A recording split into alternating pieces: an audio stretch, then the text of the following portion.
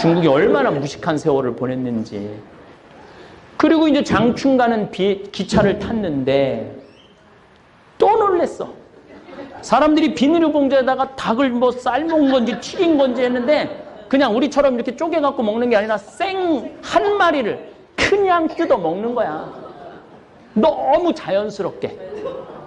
근데 더 놀라는 건 손톱에 때가 확 떠있어. 안 씻는 거지. 안 씻는 거지. 정말로 안 씻는 민족이 중국 민족이에요. 난 오늘도 아침에 평창에 목욕탕에 갔다 와서 정결례를 하고 왔는데 하루에 한 번은 씻는데 중국 애들은 한 달에 한 번도 안 씻는 거예요. 한 달에 한 번도. 참. 근데 안 씻는 이유도 나중에 알고 보니까 있더라고. 뭔가 이 상하수 시설이 잘 돼 있어야지 씻지 그런 시설 자체가 없는데. 그래갖고 우리 저기 신부님이 그 수영장에 가니까 거기 가면 때가 막 둥둥 떠 있다는 거기 1시간씩이면 물 뿌르니까 이러면서 수영하고 막 이러면서 보인데 때 미는 게. 누가 공자의 나라라고 그래요.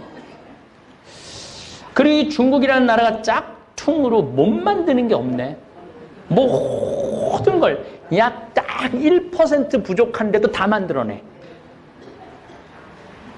근데 문제는 이 짝퉁 때문에 소신을 갖고 자부심을 갖고 물건을 만들던 장인들이 전 세계에서 사라져가는 시기이기도 해요. 각국의 나름대로 기술을 가지고 신발 만드는 사람, 옷 만드는 사람, 가죽 옷 만드는 사람, 뭐 시계 만드는 사람 다 했는데 너무너무 싸게 짝퉁이 들어오니까 견디질 못하고 전 세계 장인들을 싹 죽여버리는 거야. 이건 내가 나중에 한번 또 얘기를 할 거예요. 요건 아주 중요한 부분이라. 왜냐하면은 가격 경쟁력에서 될 수가 없으니까. 제가 1997년 20년 전 이야기예요. 내 멘토 신부 이용삼 요셉 신부가 중국 선교사로 나갔을 때 처음 제가 중국에 발을 디뎠어요. 장춘에 선교사로 나갔을 때 신부님 보러 북경하고 장춘을 갔어요. 북경에 딱 갔는데 천안문 광장에 딱 섰는데 정말 입이 딱 벌어지더라고. 광장이 너무 넓어서. 그 넓은 광장에 1989년 1989년에 천안문 사태가 일어나요. 그 넓은 광장에 탱크를 다 문마다 다 막고 거기에 있는 대학생들 싹 쓸어버린 거 아니에요. 등소평이 그러니까 이 중국 사람들은 사람 죽는 거를 아무렇게 생각지도 않아. 싹 쓸어버리죠. 어쨌거나 하여튼 그 넓은 광장에 그 학생들이 다 죽었다는 걸 생각을 하니까 막 정말로 끔찍하기도 하고. 근데 자금성을 딱 들어가 보니까 이건 눈알이 튀어나와요. 눈알이 너무너무 크고 너무너무 화려하니까. 그래서 중국 대단하다 그렇게 생각을 했어요. 그런데 이제 한 며칠을 생활하고 자금성 구경하다 너무 오줌이 마려웠고 공동 화장실 딱 들어갔는데 깜짝 놀랐어요. 전부 다 남자고 여자고 쳐다보는 거 나를. 근데 뭐 나만이 아니라 줄 서는 사람이 뒤에 뭐 20명, 30명. 아예 문짝이 없어. 그냥 어떤 화장실은 그냥 다 엉덩이 까고 다 앉아서 그냥 일을 보는 거야. 그리고 거기 이렇게 쭉 물이 흘러내려가. 똥 싸면 쫙 흘러내려가.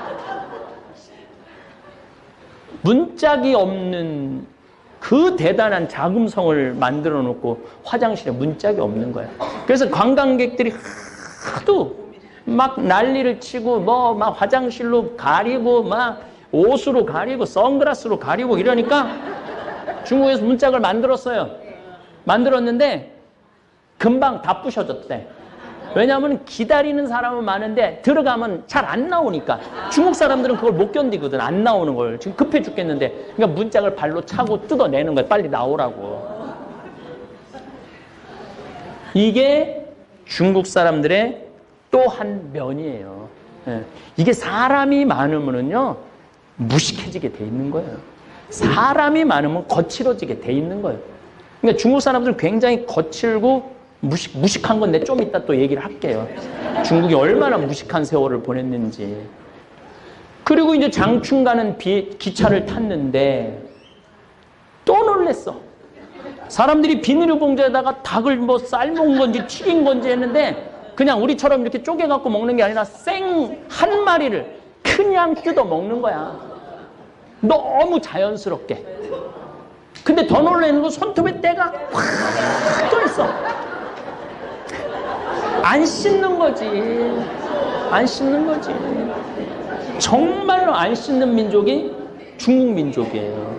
난 오늘도 아침에 평창에 목욕탕에 갔다 와서 정결례를 하고 왔는데 하루에 한 번은 씻는데 중국 애들은 한 달에 한 번도 안 씻는 거예요. 한 달에 한 번도.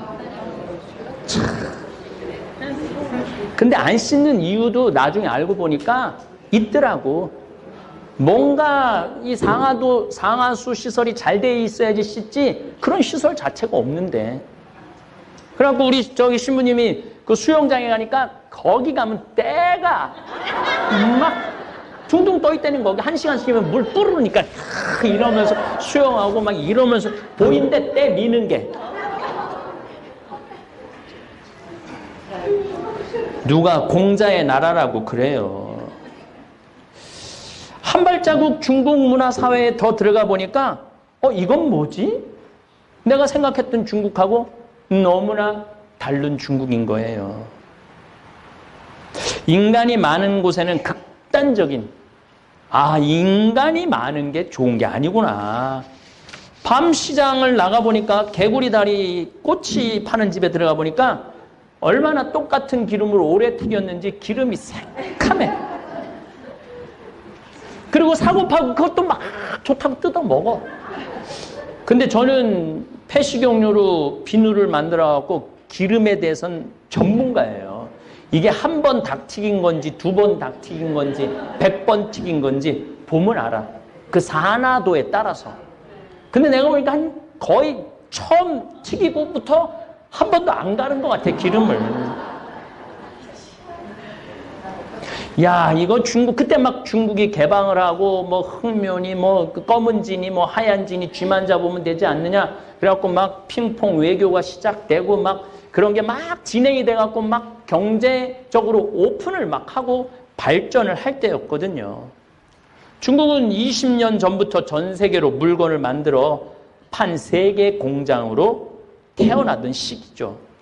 세계 모든 생필품을 다 만들어 팔기 시작하면서 중국 제품이 없으면 생활을 할 수 없을 정도로 중국은 전 세계에서 중요한 나라가 되었습니다. 우리 죽은 김순겸 요한신부 외방선교인데 파푸아 뉴기니 내가 만나러 갔어요. 그거는 2004년, 2003년경에 만나러 갔는데 그 김순겸 신부가 그 한국에서 그 멀리까지 또 친구라고 찾아왔다고 그 랍스타 저 새우를 바다에서 잡아갖고 이제 해준다고 원주민한테 랍스타 좀 몇 마리 잡아오라고 그러니까 신부님 뭐 돈도 필요 없고 아무것도 없고 자기 꼭 소원이 하나 있다는 거야. 청바지 메이드 인 코리아로 써 있는 거 하나만 주면 잡아주겠다고.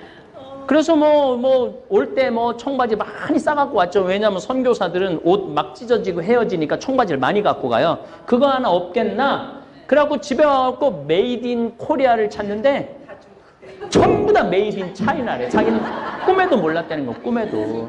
근데 겨우 반바지 하나 메이드 인 코리아 청바지가. 그걸 갖고 거기 파푸아 뉴기니 원주민이 너무너무 좋아해갖고 랍스타를 이만한 거 하여튼 10몇 마리를 잡아왔어요. 근데 지금도 그 랍스타를 잊지 못해요. 아유, 지금은 별로 랍스타를 봐도 별로지만은 그때는 막 새로운 음식, 그런 굉장히 고급 음식이잖아요.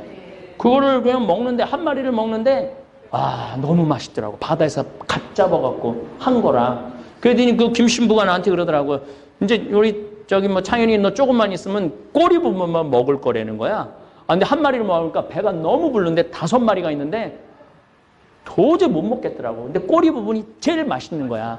꼬리만 4마리는 다 뜯어먹고 말았던 내 기억이 나는데 어쨌든 이 중국 제품이 없으면 세계가 돌아가지 않는 상황이 20년 전부터 시작됐던 거예요. 그리고 이 중국이라는 나라가 짝퉁으로 못 만드는 게 없네. 모든 걸 약 딱 1% 부족한데도 다 만들어내. 근데 문제는 이 짝퉁 때문에 소신을 갖고 자부심을 갖고 물건을 만들던 장인들이 전 세계에서 사라져가는 시기이기도 해요. 각국의 나름대로 기술을 가지고 신발 만드는 사람, 옷 만드는 사람, 가죽 옷 만드는 사람, 뭐 시계 만드는 사람 다 했는데 너무너무 싸게 짝퉁이 들어오니까 견디질 못하고 전 세계 장인들을 싹 죽여버리는 거예요. 이건 내가 나중에 한번 또 얘기를 할 거예요. 요건 아주 중요한 부분이라.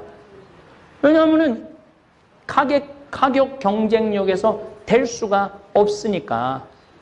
그런데 짝퉁도 통하는 짝퉁이 있고 안 통하는 짝퉁이 있는데 배도 우리나라가 계속 조선 배 만드는 거 세계 1위를 유지하다가 한 5년 전부터 중국한테 뺏겼어요. 왜냐면 워낙 싸게 하니까.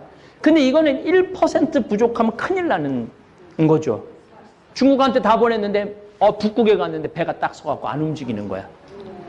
이게 바다 한가운데서 배가 쓰면은요, 내가 그쪽에 관계된 사람들을 만나갖고 대화를 해보면요, 미친대요. 도로 한가운데서 배가 쓰면은, 차가 쓰면은 두고 딴 차 타고 가도 되지. 근데 짐은 잔뜩 실어놨지.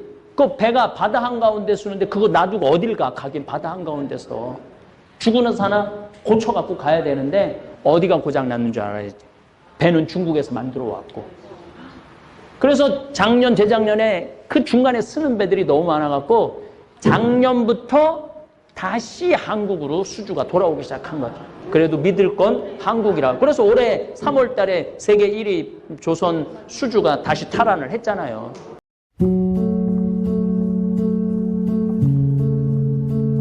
네.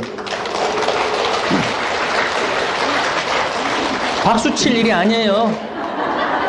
그 5년 동안 우리나라 조선소들은 구조조정에 들어갔고 울산, 통영, 옥포, 거제, 군산, 여수 수많은 조선소들이 문을 닫거나 일거리가 없어서 고전을 하고 있고 고통을 겪은 거야. 그러니까 결국은 돌아보면 결국 누구 때문에 이 고통을 겪고 있느냐면 중국 때문에 고통을 겪는 거야. 뭐 중국 때문에 수출이 잘 돼갖고 뭐 우리나라가 살만하니 어쩌고 저쩌고 해도 나중에 뒤집어 보면은 중국 때문에 고통을 겪고 있는 거예요. 저는 가장 저에게 그 놀람과 충격의 나라 10년 전으로 거슬러 올라가겠습니다. 진시황 무동과 병마용 또 당 현종의 양귀비 사랑이 묻어있는 도시 시연을 둘러보았을 때 야, 엄청 발전했구나. 한 번은 식당에 들어갔는데 중국 식당 얘기하는 거예요. 프랑스 베르사유 궁전하고 똑같은 모양으로 식당을 만들어놨어. 유리궁전도 있고. 그러니까 걔네들은 하여튼 뭘 똑같이 만드는 데는 귀신이야. 그 통이 커. 우리가 어떻게 감히 베르사유 궁전을 똑같이 한국에다 만들 생각을 해요. 그럼 그걸 식당으로 운영하고 있더라고요. 식당으로. 근데 뭐 거기서 밥을 먹으면서도 뭔가 1% 부족하다. 내가 베르사유 궁전도 갔다 와봤거든요. 근데 거기 베르사유랑 중국에 있는 베르사유랑 뭔가 1% 부족하다. 근데 요즘은 아예 프랑스 유명한 마을, 스위스 마을 같이 아예 유럽 관광지하고 똑같은 곳을 만들어 놓아서 비싼 돈 들여서 유럽까지 가지 말고 그냥 여기 똑같은 데로 와라. 이렇게 만들어 놓은 데도 아주 많다는 거예요. 그리고 이제 제가 실크로드가 시작되는 곳이기도 하면서 칠채산이라고 산 색깔이 7개 있어요. 칠채산이라고, 무지개산이라고. 거기는 아주 중국 서안 아주 맨 끝에 카자흐스탄, 우즈베키스탄 들어가는 초입 부분이에요. 거길 가봤는데 거기까지 가는데도 비행기도 타고 차도 엄청 타고 가죠. 나 거기 가보고 잠비아 가는 줄 알았어요. 얼마나 가난한지. 거의 토굴에서 살아, 토굴에서. 근데 그렇게 토굴에서 사는 인구가 5억 명이라는 거예요. 근데 거기 얼마나 또 추워. 불을 떼는데 전부 갈탄을 떼는 거야. 갈탄을 떼니까 굴뚝마다 새카만 갈탄탄 그게 나오는 거야. 그걸 보면서 야, 겨울에 저걸 때문에 저 미세먼지가 다 한국으로 올 텐데. 그게 내가 10년 전 일이에요. 근데 여러분들 미세먼지 시작된 게 10년 전이야. 10년 전. 현재 6억 5천만 명의 가난한 농민들은 최저 빈민국 신세로 살고 있는 게 중국이에요. 아니, 중국 사람들은 해외여행할 때 돈 팡팡 100달러짜리 이렇게 하면 $10,000 정도 되거든요. 그래갖고 막 무슨 뭐 구찌 뭐 이런 거 뭐 산다고 막 그러는데 그 사람들은 어떤 사람? 그 사람들은 다 공산당 사람들이에요. 공산당원이 중국에 8,500만 명이에요. 그 다음에 공산당하고 연결된 사업을 하는 사람들. 그 다 상하이, 산둥반도 이쪽에 사는. 자, 이제 중국을 좀 이해를 하면은 요렇게부터 사는 사람들은 다 잘 살아요. 우리나라를 중심으로 산둥반도 요 밑에 요쪽에 있는 사람들은 다 잘 살아요. 베이징이 아까 900콜이라고 그랬죠? 요 라인에 있는 사람들은 다 잘 살아. 반대 뭐 티베트는 나중에 이 공산 1954년에 여기를 합병을 하죠. 요때 막 6.25 전쟁하고 정신 없을 때 요럴 때 막 다 뺏어와요. 예. 그래갖고 중국이 엄청 커졌죠. 이 내륙 지방 사람들은 거지로 사는 거야. 거지로. 그리고 제가 여기 산둥반도 이쪽에 가서도 강의를 많이 했었는데 거기는요 유럽 같아요. 얼마나 건물을 잘 줘놓고 사는지. 그러니까 중국의 빈부 격차는 우리 한국 사람들이 생각하는 것보다 훨씬 크죠. 중국은 지금 국민소득이 8,600달러예요. 1인당 국민소득이 8,600달러. 우리는 31,000달러. 우리가 중국보다 훨씬 잘 살죠? 네, 중국 무서워할 게 뭐 있어? 무서워할 필요도 없죠. 문제는 인구가 15억 명이기 때문에 G2, Great 2라는 거예요. 위대한 나라 둘, 중국이 결코 무시할 수 없는 나라죠. 저는 이제 5년 전부터 중국 여행을 더 이상 가지 않기로 결심을 했어요. 왜냐하면 한 6, 7년 전에 우리 생태마을 직원들을 데리고 장가게 여행을 갔는데 중국 사람들이 좀 나졌는 줄 알았더니 길에다 침 뱉고 소리 지르고 특별히 우리 직원들 태운 관광버스가 거기까지 한번 5시간인가 갔었는데 반 이상을 중앙선을 넘어서 가는 거예요. 반 이상을. 내가 이런 생각이 들더라고요. 우리 귀한 직원들 중국에 데리고 와서 죽이겠구나. 그래서 내가 내 돈 내고 내가 여행 가는데 내가 사람 대접 못 받는 그 나라를 내가 왜 가? 안 그래도 돌아다닐 나라가 많은데. 그래서 그 후로 우리 직원들 데리고 유럽 여행 갔다 오고 호주, 뉴질랜드 갔다 오고 내년에는 올해는 미국 여행 갔다 오고 후년에는 마추픽추 갔다 와요. 내가 남미도 갔다 와봤는데 굉장히 사람을 존중해요. 가난한 나라지만은.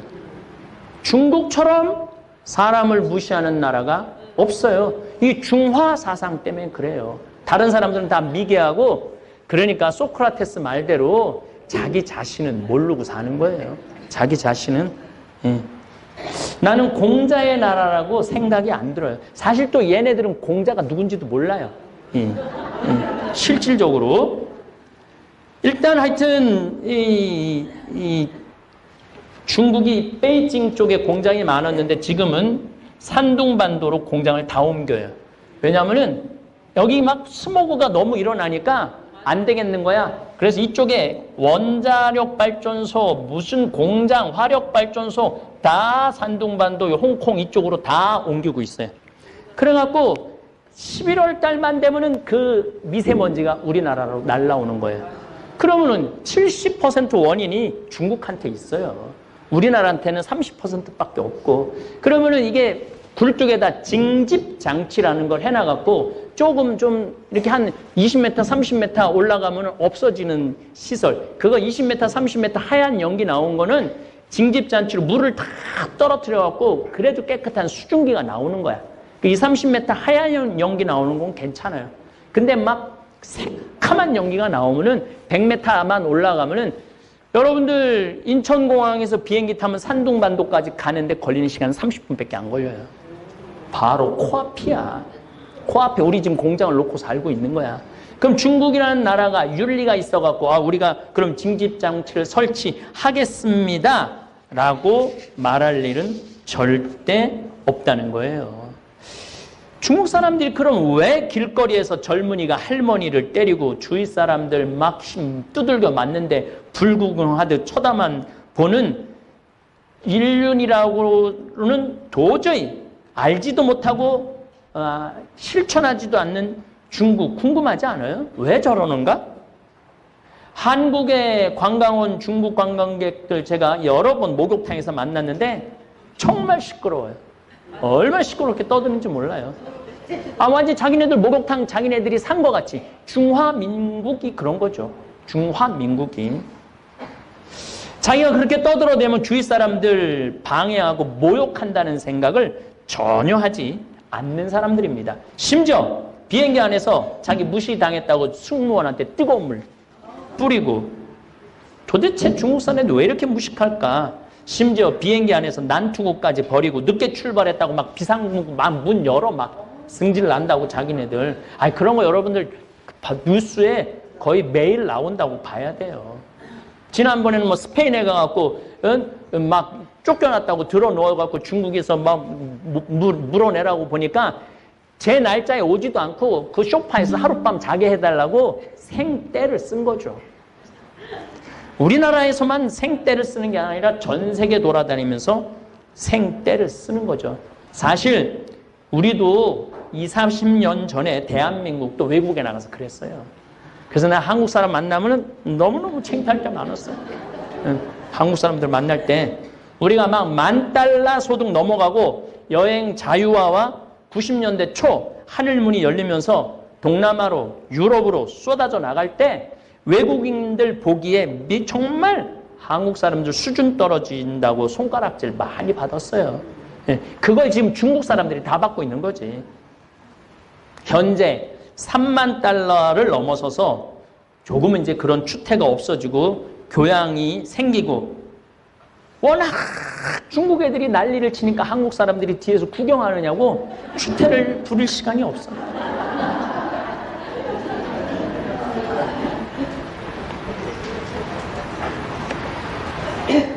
만약 한국 사람들 가운데 지금도 비행장에서 소리 지르고 쓰레기 길거리에 외국 길거리에 버리고 뷔페집에서 먹지도 않는 음식 잔뜩 쌓아놓고 나온다면 아직도 중국이들 수준에 머물러 있는 거예요. 저는 뭐 크루즈 여행 여러 번 가봤는데 중국 사람들 그대로 쌓아놓고 가는 거 많이 봤어요. 먹지도 않을 건데 그래갖고 저 노르웨이의 한 크루즈는 그 중국 사람들 때문에 내년에 문 닫는 데잖아요. 그 오는 거 말릴 수도 없고 그 음식 수지 타산이 안 맞고 그래갖고 문을 닫는데요. 어쨌든 저는 그러면은 왜 중국이 이런 일이 벌어지네? 이 진짜 중국 이야기를 지금부터 하고 싶은 거예요. 진짜 요거 잘 들어야 돼. 이제 정신 바짝 차리고 1959년부터 1961년까지 중국은 대약진 운동이라는 걸 해요. 정확하게 1957년에 시작을 해요. 대약진 운동이 뭐냐면은 사람들이 하도 굶고 그러니까 쌀 수확량도 좀 늘리고 동네마다 용광로를 만들어서 동네마다 철제 기구도 좀 만들고 이런 거 하자고. 그래갖고 4가지 좀 해충을 죽여야 된다고. 파리, 쥐, 모기, 새, 참새. 참새는 왜 죽이느냐 하면은 나달 다 뜯어 먹으니까 우리 양식 뜯어 먹는다고. 그래갖고 이 58년에 2억 마리를 죽여요, 참새를.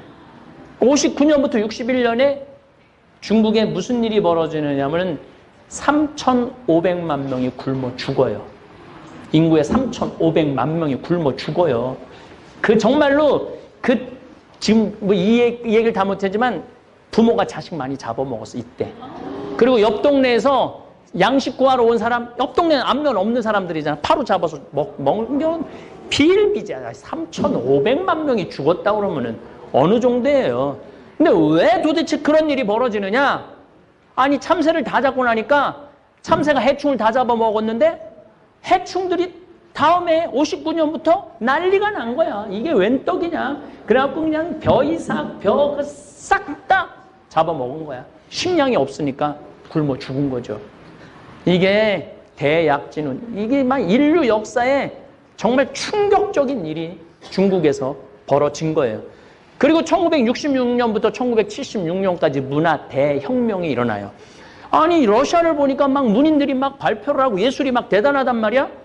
그래서 마오쩌둥이 그럼 우리도 하자고. 그래갖고 1965년에 막 이제 막 발표도 해봐라. 그러니까 난리가 난 거야. 공산주의 잘못됐고 독재 잘못됐고 이거 안 되겠다. 그래갖고 홍위병. 얘네들은 하여튼 빨간 거 엄청나게 좋아해요. 황건적, 홍건적, 이번에는 홍위병. 이 홍위병 대학생들을 중심으로 해서 이 홍위병을 구성을 해갖고 교수들, 선생님들 데려다가 인민재판하고 다 죽인 거야. 이때 350만 명을 죽여요. 350만 명을. 그래서 66년부터 76년까지 학교도 배울 필요 없다. 문을 닫아요. 그래서 중국은 66학번부터 76학번 자체가 없어. 이때 교육을 전혀 받지 못한 이 세대들, 50대, 60대, 70세 세대들이 중국을 이끌고 가는 거예요. 그러면 이때 교육을 전혀 받지 못한 이 사람들이 자기 자녀한테 윤리교육을, 아예 윤리교육을 하지 말라고 그랬어. 그리고 더 놀라운 건 공자 사당을 무너뜨려요. 공자 사당을 음모를, 저수지를 만들어. 그 다음에 왕들 묘도 다 파버려. 뼈까지 다 추스려버려. 그리고 이 종교는 인민의 아편이다. 그리고 이 유교도 종교다. 그래갖고 싹 다 부셔버려. 심지어 어느 정도냐면은 요리사까지 다 죽여버려. 니네들이 미식으로 해갖고 인민들 배굶긴다고 지가 대약진 운동해갖고 인민들 3,500만 굶긴 건 생각하지 않고 공자 책도 다 불사르고 공자 묘를 폐해쳐서 연못으로 만들고 불상은 녹여서 숟가락으로 만들었어. 숟가락으로. 교수들은 땀 흘려 노동을 하지 않고 밥 먹는 벌레 같은 놈들이다. 앞으로 교육으로는 돈 받을 수 없다. 이게 그 유명한 문화 대혁명의 1966년부터 76년. 옛것은 모조리 숙청해라. 문화, 교육, 정치, 심지어는 부모들까지 공산주의 사상에 어긋나오면 자식이 부모 인민재판에 세워갖고 죽이기까지 해요. 그러니까 중국이 지금 저렇게 비윤리적이고 아주 저급한 문화를 보이는 이유 중에 하나가 이 문화 대혁명 때문에 그래요. 근데 저거를 자기네들의 문제점을 알아야 되는데 저 문제점을 모르는 거예요. 내가 보기엔 중국 사람들, 미국 사람들 따라가려면 100년은 더 쫓아가야 돼요. 100년은. 우리나라 따라오려면 50년은 더 따라와야 되고. 왜냐하면 교육이라는 거는 100년이 시간이 걸리는 거거든요. 지금 윤리교육을 하려고 해도 윤리교육이 안 돼. 왜냐하면 소황제를 들어봤죠? 왜냐하면은 인간이 너무 많으니까 한 명만 낳게 한 거 아니야. 그러면은 할머니, 외할머니, 외할아버지, 친할머니, 친할아버지, 엄마, 아빠, 애 중에 하나밖에 없는 거야. 하나하나 30년 동안 그래 낳았으니까. 얘 위에 6명이 얘한테 벌벌벌벌 떠는 거야. 그러니까 지금 20, 30대 애들이 예의가 있을 수가 없는 거예요. 그러니까 지금 이 중국 애들이 한국에 와갖고 여행을 하고 나면은 자기 필요한 물건 다 사면은 중국에서 입고 온 건 다 버리고 가. 호텔에다 다 두고 가. 가방도 두고 가고 다 두고 가. 새 거 갖고 가는 거죠. 참 그런 걸 보면은 기가 막히죠. 내가 왜 중국 걱정을 하느냐. 중국 걱정을 왜 하느냐 하면은 이제 우리가 중국을 잘 알아야 돼. 중국 사람들 제주도에 관광 온다고 땅 다 팔았어요. 다 파는 건 아니고 여의도 2배 많은 거. 한 제주도에 150만 평 정도, 160만 평 정도의 땅을 팔았어요. 사실은 제주도에서 160만 평이면 어마어마한 땅이죠.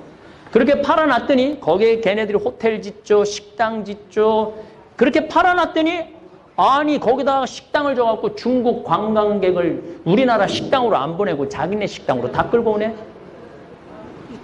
우리는 땅 뺏기고 관광객들 아무리 바글바글해도 시끄럽기만 하고 돈은 누가 벌어가? 중국 사람들이 다 벌어가는 거예요. 그러니까 이게 우리가 중국을 이해하지 못하는 아주 극단적인 피해 중에 하나가 바로 그거예요. 그래갖고 뭐 사드 때문에 또 싹 빠져가갖고 또 내가 제주도 1년에 한두 번은 꼭 내려가는데 내려가 보면 건물 짓다 말아갖고 폐허로 되는 건물들이 아주 길에 널려 있어. 길에 널려 있어.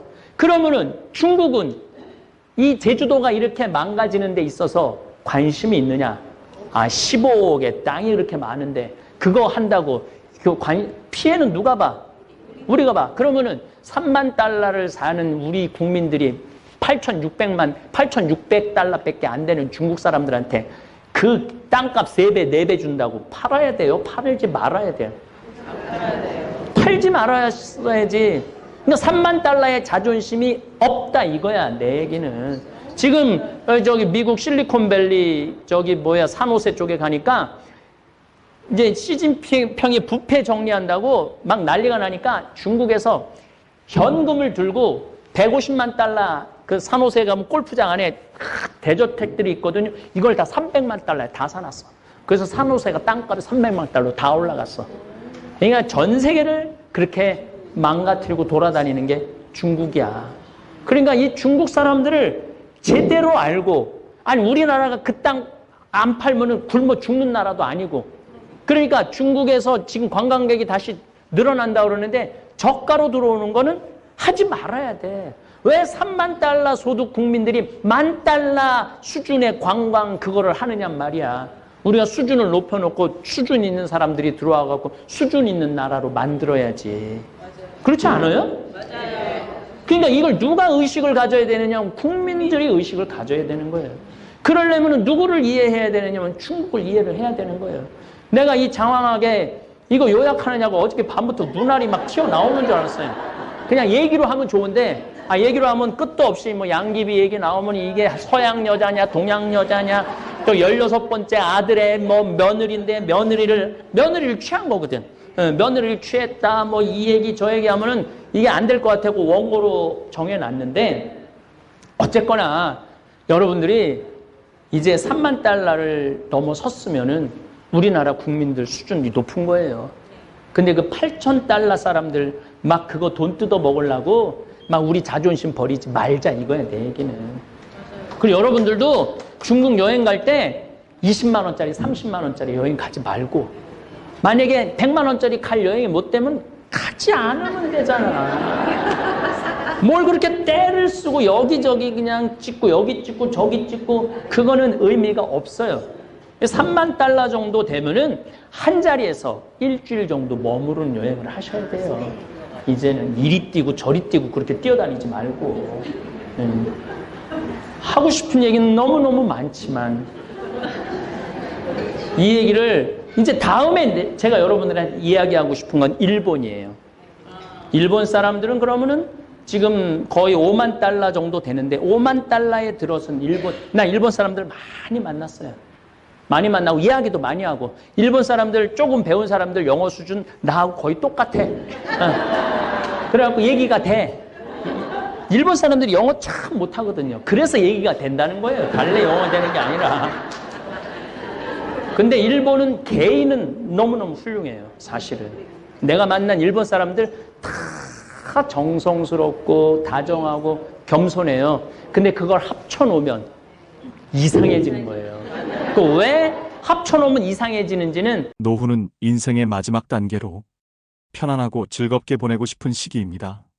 하지만 노후를 준비하지 않거나 잘못 준비하면 노후가 고통스럽고 비참한 시기가 될 수 있는데요. 오늘은 노후를 비참하게 만드는 최악의 선택 8가지에 대해 배워보겠습니다. 첫 번째, 끊임없는 자녀에 대한 지원입니다. 우리나라 5060세대들의 가장 큰 리스크이기도 한데요. 자녀 지원은 어디까지 할 것인가를 반드시 결정해야 합니다. 설문조사 결과 우리나라 부모의 80% 이상이 자녀가 대학교를 졸업할 때까지는 경제적으로 지원해야 한다고 생각하는 것으로 나타났는데요. 자녀 한 명을 대학까지 졸업시키는데 지출하는 비용이 약 3억 정도 소요된다고 합니다. 전문가들은 이에 대해 현재 물가 상승률을 따지면 이보다 더 많은 비용이 들어간다고 예상했습니다. 여기에 자녀 결혼 비용, 주택 마련 비용, 해외여행 연수 등의 비용을 고려하면 1인당 45억이 훌쩍 넘게 되죠.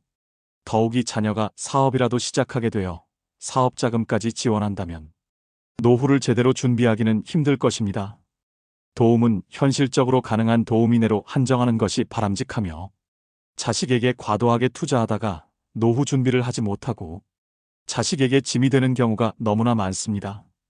반드시 자녀에게 들어가는 비용의 한계를 짓고 스스로 독립하도록 선을 정하는 것은 부모 자녀 모두 비극을 피하기 위해서 꼭 필요한 조치이며 행복한 노후를 위해 자녀에게 들어가는 비용은 반으로 줄이시고 나머지 반은 자신의 노후를 위해 투자해야 한다는 점 꼭 기억하시기를 바랍니다. 두 번째, 더 이상 잃지 않는 것이 기본. 어느 자산관리사는 어르신들께는 주식이나 펀드를 절대로 권하지 않는다고 합니다. 돈이 불어날 때는 좋아하시지만 팔지 못하고 나중에 손해를 입게 되면 괴로움이 이만저만이 아니게 됩니다. 젊은이들은 다시 벌어서 메우면 된다고 생각하고 털어버리지만 어르신들은 다시 복구할 수 없다는 절망에 사로잡혀 분노하게 됩니다. 위험한 투자라는 것을 알리고 아무리 철저하게 경고를 했더라도 원망을 사게 되고 법적인 문제도 많이 발생합니다. 그래서 자신은 어르신들께는 철저하게 보수적인 투자를 권한다는 것인데요. 1억이면 엄청난 돈입니다. 하지만 1억을 10년에 걸쳐서 나눠 쓴다면 1년에 1,000만 원, 한 달에 83만 원밖에 안 됩니다. 앞으로 일을 해서 돈을 벌 수 없고 모아놓은 돈을 가지고 죽을 때까지 생활해야 한다는 불안에 사로잡히게 되면 돈을 굴려야만 할 것 같습니다. 그러다 보면 누가 뭐를 해서 돈을 많이 벌었다는 소위 카더라 스토리에 넘어가게 되어 몰빵 투자를 했다가 전 재산을 잃기도 합니다. 건강도 마찬가지입니다. 뭔가 좋은 것을 먹어서 뭔가 몸에 좋은 것을 해서 더 건강해지고자 노력합니다. 고혈압, 당뇨병, 고지혈증 같은 만성질환에 걸렸을 때는 꾸준히 처방약을 복용해서 현재의 건강을 유지하는 것이 우선입니다. 완치를 보장하는 검증받지 못한 건강식품이나 민간요법에 기대다 보면 현재의 건강도 지키지 못하고 나중에는 더 높은 용량의 약을 먹거나 아니면 후유증에 시달리게 됩니다. 그리고 몸에 나쁜 것을 피하는 것도 규칙적인 투약에 못지않게 중요합니다. 술, 담배, 위험한 성관계가 그 중에서도 가장 피해야 하는 것들입니다. 아울러 망신을 당하지 않도록 조심해야 합니다. 좋은 평판이란 오랜 세월이 흐르면서 서서히 만들어지는 것입니다. 돈이 되었건, 건강이 되었건, 명예가 되었건, 나이가 들면 한 번 손상을 입으면 복구가 힘들기에 매사에 조심하고 또 조심해야 합니다. 세 번째, 은퇴 후 목적 없는 쉼. 이 이야기는 은퇴 이후에는 무조건 쉬겠다는 개념을 버리고 할 수 있을 때까지는 꾸준히 사회생활을 하는 것을 원칙으로 하자라는 뜻인데요. 100세 시대의 장수 리스크는 생각보다 큰 리스크입니다. 100세 시대는 오래 일하는 것만큼 확실한 은퇴 준비가 없습니다. 일의 가치는 생각보다 크며 일자리는 금전적인 도움이 될 뿐 아니라 몸과 마음의 건강을 유지하는 것에도 크게 도움이 되죠. 은퇴 후에는 사회 만족도를 높여줄 수 있는 일을 하는 것이 좋은데요. 은퇴 이후에 단순히 돈을 버는 활동보다는 평소 하고 싶었던 일, 인생의 보람을 찾을 수 있는 일을 선택하는 것이 좋습니다. 금전적으로 노후가 준비되어 있는 분들도 자원봉사 같은 다양한 활동들을 통해서 반드시 본인의 사회적 역할을 찾을 필요가 있습니다. 하지만 문제는 평생 현역으로 활동하고 싶어도 노인을 위한 일자리가 많이 없다는 사실입니다. 취업하려는 젊은이들도 넘쳐나는데 은퇴자를 채용하는 기업은 거의 없다고 보시면 되는데요. 그러나 재취업이 안 된다고 조급한 마음에 준비 없이 창업에 뛰어드는 것은 매우 위험합니다. 우리나라 자영업자의 비율은 2021년 기준 23.9%로 매년 감소하는 것으로 나타났는데요. 경쟁도 워낙 치열한 데다 엎친 데 덮친 격으로 최저임금제나 코로나19로 타격이 더 커진 상황입니다. 따라서 준비 없는 창업은 실패할 위험이 큽니다. 젊은 시절 취업을 하기 위해 긴 기간을 교육과 노력이 필요했듯이 노후의 재취업을 위해서는 더 많은 준비와 노력이 필요합니다. 재취업을 위한 사전 교육과 준비가 필요하며 재취업을 잘하려면 퇴직 전 5년 전부터 일자리는 철저하게 준비할 필요가 있습니다. 직장에 근무하는 동안에도 장기간의 은퇴 계획을 세우시고 퇴근 후와 주말을 활용해서 10년 후 전문가가 될 수 있는 자기 개발의 시간을 확보할 필요가 있습니다. 또한 직장 생활을 하는 동안에 다양한 인간관계를 구축해야 합니다. 시니어들의 경우 재취업 확률을 높이는 방법으로 사람을 많이 아는 것이 중요하고, 재취업 정보는 주변 인맥을 이용해서 얻는 경우가 훨씬 많기 때문에 두터운 인정 네트워크 구축에 힘쓰시는 것이 좋습니다. 또한 은퇴 후에는 어디서 무엇을 하며 살 것인지를 결정해야 합니다. 주거 계획은 문화시설, 편의시설, 의료시설 같은 구체적인 사항들까지 고려하시고 신중하게 검토하셔서 선정하시길 바랍니다. 비싸고 작더라도 도심에 생활할 것인가? 수도권으로 옮길 것인가? 아니면 전원 생활을 위해 귀농귀촌을 할 것인가를 고심하는 것은 은퇴 후 생활의 질을 결정하는 매우 중요한 문제가 되겠습니다. 네 번째, 취미나 사회활동을 갖지 않거나 포기하는 것. 노후에는 일과 가족의 역할이 줄어들거나 사라지기 때문에 취미나 사회활동을 통해 자신의 삶의 의미와 즐거움을 찾아야 합니다.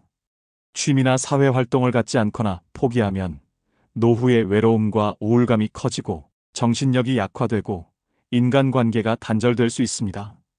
따라서 취미나 사회활동을 갖기 위해 자신의 관심과 재능에 맞는 활동을 찾고 동료나 친구와 함께 참여하고 지속적으로 배우고 성장해야 합니다. 다섯 번째, 새로운 관계를 만들어라. 나이가 들수록 고립되어 지내게 됩니다.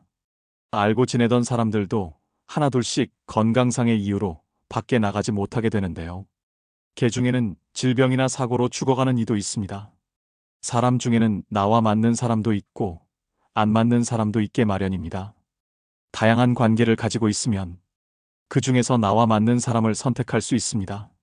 하지만 관계의 폭이 좁으면 선택의 여지가 없습니다.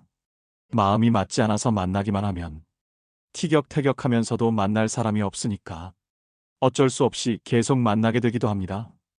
따라서 계속 누군가를 새로이 사귈 수 있어야 노년이 행복합니다. 특히나 아프고 속상한 일이 있을 때 만나서 얘기할 이가 있어야 합니다.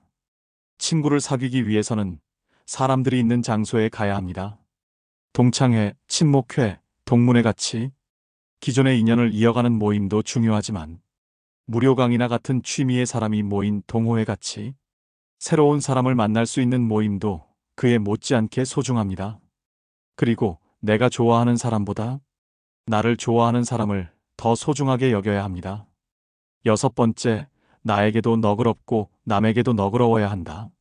사람들이 어떤 장르의 노래를 좋아하느냐에 대해서 글을 읽은 적이 있습니다. 사람들은 자신이 어렸을 때 많이 들어서 귀에 익숙해진 장르의 음악을 좋아합니다. 뇌가 익숙해졌기 때문입니다. 언어도 마찬가지입니다. 외국어를 익히기 위해서는 어려서부터 외국어를 접해야 합니다. 특히 발음은 나중에 나아지기가 쉽지 않습니다. 생각도 마찬가지입니다. 사람은 나이가 들게 되면 젊어서부터 익숙해진 사고방식을 고수하게 마련입니다. 나와 비슷한 방식으로 생각하는 사람에 대해 호감을 가집니다. 그러면서 자신의 의견에 누군가 반대하거나 다른 의견을 주장하면 받아들이지 못합니다. 막상 자신과 상관없는 사소한 일에 대해서도 의견이 다르다는 이유로 말다툼을 합니다. 더군다나 지병과 통증으로 움직이는 것이 힘들어지다 보면 남이 나를 위해서 움직여줬으면 하는 마음이 들게 마련입니다. 그러다 보면 사소한 일에도 짜증이 나게 되는데 그럴수록 사람들은 나로부터 멀어지게 마련입니다. 내가 까다롭게 굴면서 상대방이 멍청하다고 착각을 합니다. 나와 다른 의견에 대해서 그냥 나는 그것이 싫고 상대방은 그것을 좋아한다고 생각하는 대신 나는 옳고 상대방은 그르다고 생각합니다. 따라서 나에게도 엄격하고 남에게도 엄격하기보다는 나에게도 너그럽고 남에게도 너그러워야 합니다. 그리고 말을 줄여야 합니다. 특히 나보다 젊은 사람들을 대할 때 일방적으로 내 말만 떠들면서 그것을 대화로 착각해서는 안 됩니다. 일곱 번째, 건강을 관리하지 않거나 소홀히 하는 것. 노후에는 신체적으로 쇠약해지고 질병에 걸리기 쉬워집니다. 건강을 관리하지 않거나 소홀히 하면 노후에 힘들고 고통스러운 삶을 살게 됩니다. 건강을 관리하지 않거나 소홀히 하면 의료비가 많이 들어서 경제적 부담이 커지고 가족이나 친구와의 관계도 악화될 수 있습니다. 따라서 건강을 관리하기 위해 규칙적인 운동과 적절한 식습관, 정기적인 건강검진 등을 해야 합니다. 8번째, 늙음을 당당히 받아들이자. 어르신 중 한 분은 최근에 헬스클럽을 또 옮겼습니다. 왜 그랬는지 여쭈어 보자 물이 안 좋아졌다는 것입니다. 그냥 그분의 표현을 빌리자면 옛날에 다니던 헬스클럽에 늙은이들이 많이 와서 다른 곳으로 옮겼는데 시간이 흐르니까 옮긴 헬스클럽에도 늙은이들만 많아졌다는 것입니다. 그런데 헬스클럽에 다니는 분들의 연령은 그분과 큰 차이가 나지 않았습니다. 심리학적으로 볼 때 노인들의 경우 자신을 실제 나이보다 10살 정도 젊게 생각하는 경향이 있습니다. 자기 나이 또래와 함께 있으면 자신은 또래보다 젊다는 생각을 하면서 늙은이들에게 둘러싸였다고 받아들이는 것입니다. 자신의 나이는 생각하지 않습니다. 반면 자신보다 10살 정도 젊은 사람들과 있으면 자신과 어울린다고 여깁니다. 아직 노년에 이르지 못한 이들은 나이가 든 이들을 노인이라는 이름 아래 통칭하려는 경향이 있습니다. 그러나 어르신들 사이에서 나이 차는 매우 중요합니다. 나이가 들수록 한 살이라도 더 젊다는 것, 한 살이라도 더 젊어 보인다는 것이 더욱 중요해집니다. 젊었을 때는 세월이 무한정 있는 것 같고 젊음이 무한정 지속될 것 같습니다. 하지만 늙어가면 늙어갈수록 시간이 소중해집니다. 죽음이 다가오기 때문입니다. 그렇기 때문에 어떻게든 젊어 보이고 싶고 어떻게든 하루라도 더 살고 싶어서 몸에 좋은 것은 다 하게 되는데요. 그런데 늙어서도 행복하기 위해서는 역설적이지만 일단 늙었다는 것을 인정하는 것이 우선입니다. 늙지 않았음을 증명하기 위해서 기를 쓰다 보면 막상 남아있는 시간을 온통 늙지 않게 하는데 써버리게 됩니다. 인생은 무언가 의미 있는 일을 하고 즐기라고 존재하는 것입니다. 늙지 않기 위해서, 죽지 않기 위해서 죽어라고 노력한다고 해서 노력한 만큼 무한정 노화와 죽음이 미루어지는 것이 아닙니다. 하루 종일 건강에 대해서만 신경 쓰고 먹고 마시고 노는 육체적 쾌락에 몰두하다 보면 나중에 죽음이 다가왔을 때 아무것도 한 일이 없다는 느낌이 들면서 후회만 남게 됩니다. 사람들은 살다 보면 흔히 지금보다 더 나빠질 게 없다는 말을 하곤 합니다. 하지만 과거가 현재가 되고 현재가 미래가 됩니다. 최악의 시점이라고 생각이 들던 과거의 한때도 지금 돌이켜보면 그때가 지금보다는 나았다는 생각이 들 수 있습니다. 마찬가지로 지금은 현재가 최악이라는 생각이 들어도 세월이 흐른 후 지금을 돌이켜보면 그때가 좋았다는 느낌이 들 수도 있습니다. 60살이 되면 50살이었을 때를 생각하면서 그때는 좋았다고 여기고 70살이 되면 60살이었을 때를 생각하면서 그때는 좋았다고 여깁니다. 80살이 되면 70살이었을 때를 생각하면서 그때는 좋았다고 여기고 90살이 되면 80살이었을 때를 생각하면서 그때는 좋았다고 여기게 마련입니다. 그렇기 때문에 나이 들어서도 매 순간 계속해서 좋은 추억을 만드는 것이 중요합니다. 젊었을 때의 추억만이 나이 들어 힘이 되는 것이 아닙니다. 누구나 100살까지 살 수 있는 세상, 나이 들어서 만들어진 좋은 추억도 훌륭한 인생 미천이 됩니다. 다음은 인간관계를 맺기 전 신중히 알아야 할, 걸러야 되는 최악의 인간성에 대해 배워보겠습니다. 영상을 보시고 인간관계로 인한 고민과 복잡했던 마음에서 벗어나 오롯이 자신에게 꼭 필요한 사람과 일들로 삶을 행복하게 꽉 채워나가시길 소망합니다. 첫 번째로 피해야 할 사람은 자기 말만 하는 사람입니다.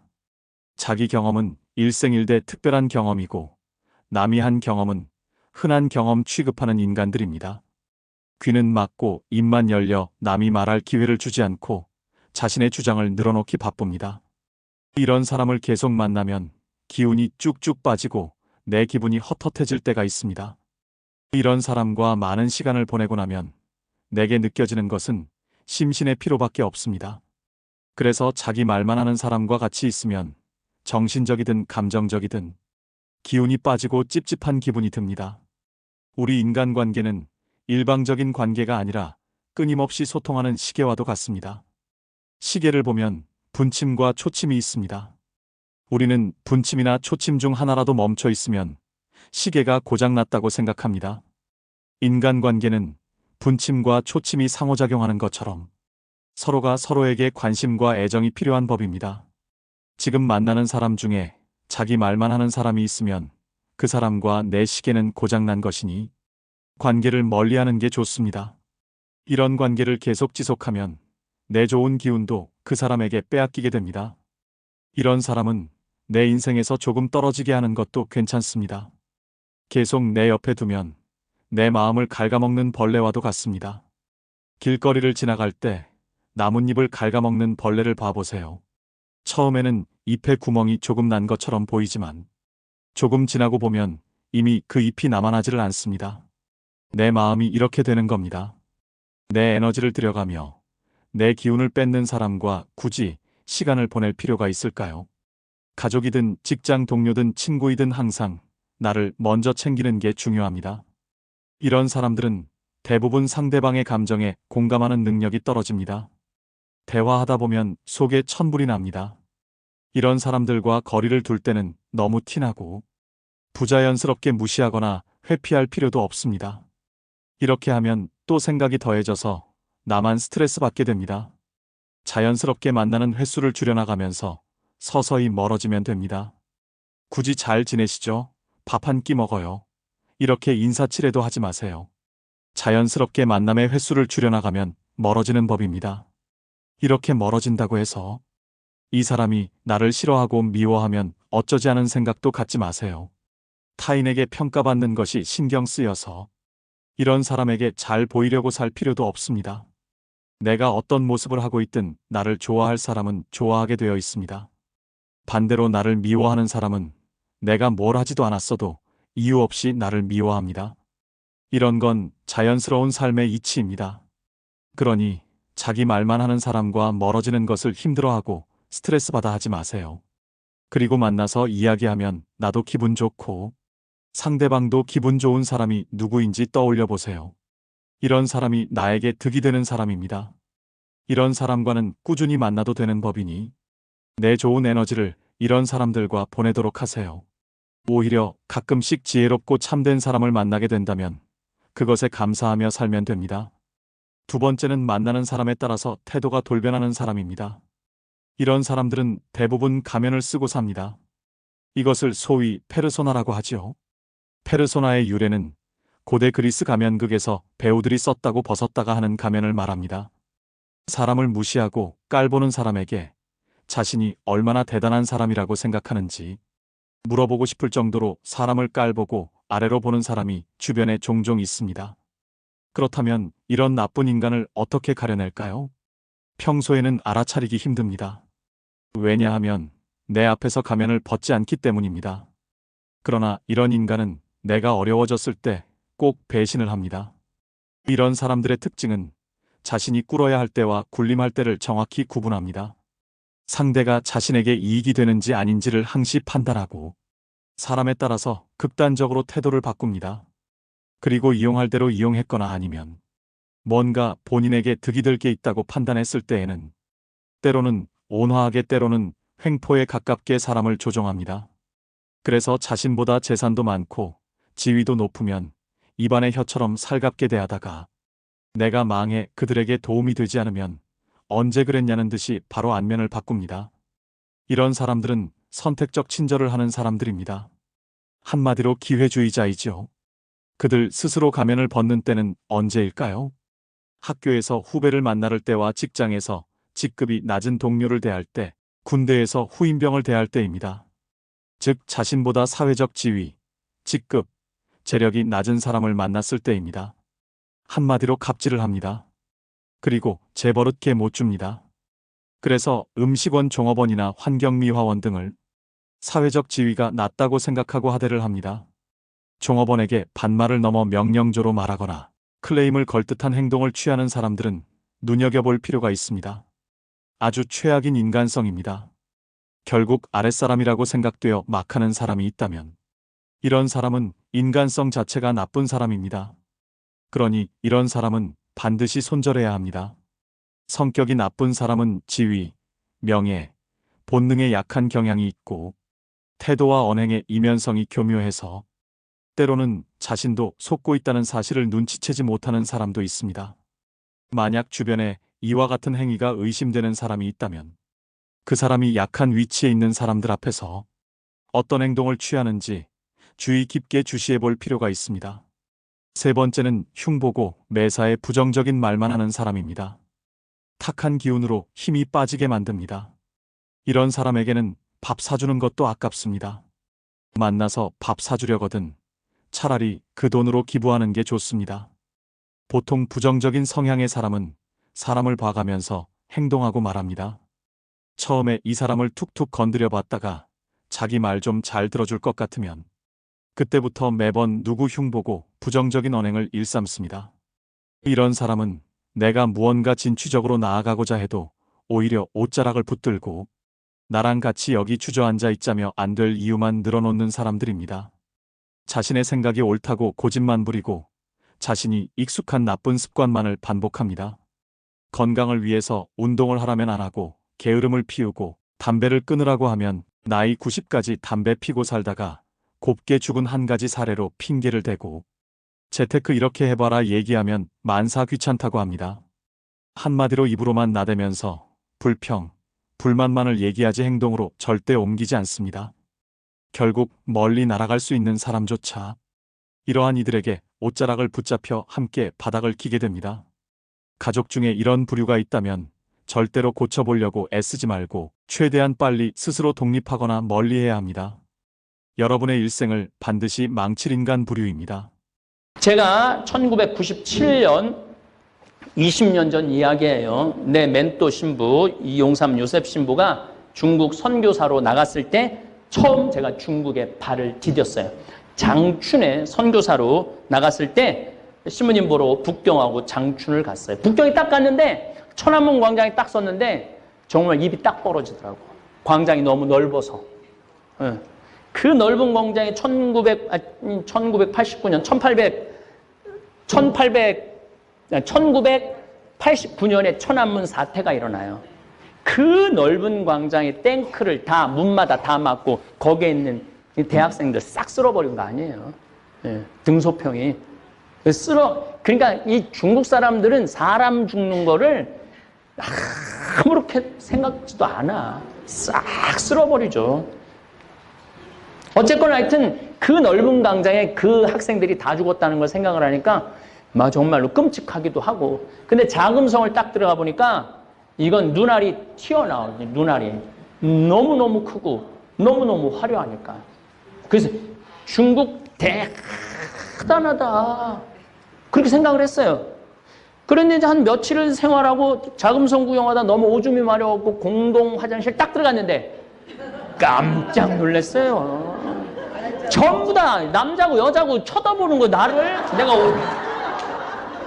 근데 나만이 아니라 줄 서는 사람이 뒤에 20명 30명 아예 문짝이 없어. 그냥 어떤 화장실은 그냥 다 엉덩이 까고 다 앉아서 그냥 일을 보는 거야. 그리고 거기 이렇게 쭉 물이 흘러내려가. 똥 싸면 쫙 흘러내려가. 문짝이 없는 그 대단한 자금성을 만들어 놓고 화장실에 문짝이 없는 거야. 그래서 관광객들이 하도 막 난리를 치고 막 화장실로 가리고 막 옷으로 가리고 선글라스로 가리고 이러니까 중국에서 문짝을 만들었어요. 만들었는데 금방 다 부셔졌대. 왜냐하면 기다리는 사람은 많은데 들어가면 잘 안 나오니까. 중국 사람들은 그걸 못 견디거든. 안 나오는 걸. 지금 급해 죽겠는데. 그러니까 문짝을 발로 차고 뜯어내는 거야. 빨리 나오라고. 이게 중국 사람들의 또 한 면이에요. 이게 사람이 많으면요 무식해지게 돼 있는 거예요. 사람이 많으면 거칠어지게 돼 있는 거예요. 그러니까 중국 사람들은 굉장히 거칠고 무식한 건 내 좀 이따 또 얘기를 할게요. 중국이 얼마나 무식한 세월을 보냈는지. 그리고 이제 장춘 가는 기차를 탔는데 또 놀랬어. 사람들이 비닐을 봉지에다가 닭을 삶은 건지 튀긴 건지 했는데 그냥 우리처럼 이렇게 쪼개갖고 먹는 게 아니라 생 한 마리를 그냥 뜯어 먹는 거야. 너무 자연스럽게. 근데 더 놀라는 건 손톱에 때가 확 떠 있어. 안 씻는 거지. 안 씻는 거지. 정말로 안 씻는 민족이 중국 민족이에요. 난 오늘도 아침에 평창에 목욕탕에 갔다 와서 정결례를 하고 왔는데 하루에 한 번은 씻는데 중국 애들은 한 달에 한 번도 안 씻는 거예요. 한 달에 한 번도. 참. 근데 안 씻는 이유도 나중에 알고 보니까 있더라고. 뭔가 이 상하수 시설이 잘 돼 있어야지 씻지 그런 시설 자체가 없는데. 그래갖고 우리 저기 신부님이 그 수영장에 가니까 거기 가면 때가 막 둥둥 떠 있다는 거기 1시간씩이면 물 뿌르니까 이러면서 수영하고 막 이러면서 보이는데 때 미는 게 누가 공자의 나라라고 그래요. 한 발자국 중국 문화 사회에 더 들어가 보니까 이건 뭐지?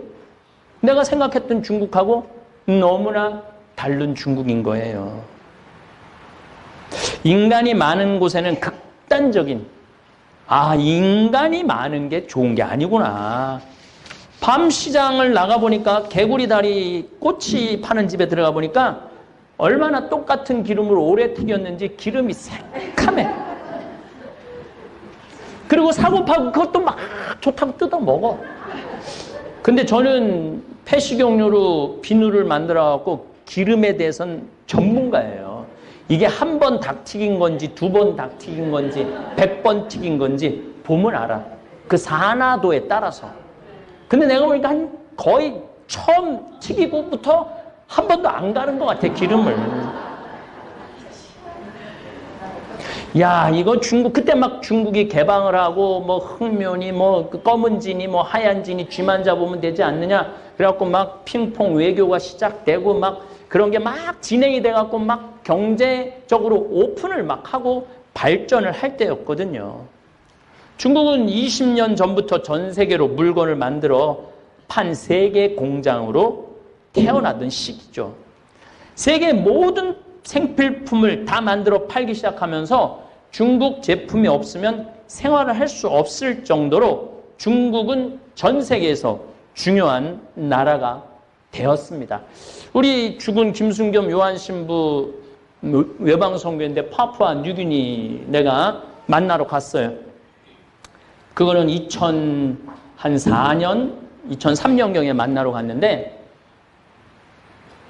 그 김순겸 신부가 그 한국에서 그 멀리까지 또 친구라고 찾아왔다고 그 랍스타 저 새우를 바다에서 잡아갖고 이제 해준다고 원주민한테 랍스타 좀 몇 마리 잡아오라고 그러니까 신부님 뭐 돈도 필요 없고 아무것도 없고 자기 꼭 소원이 하나 있다는 거야.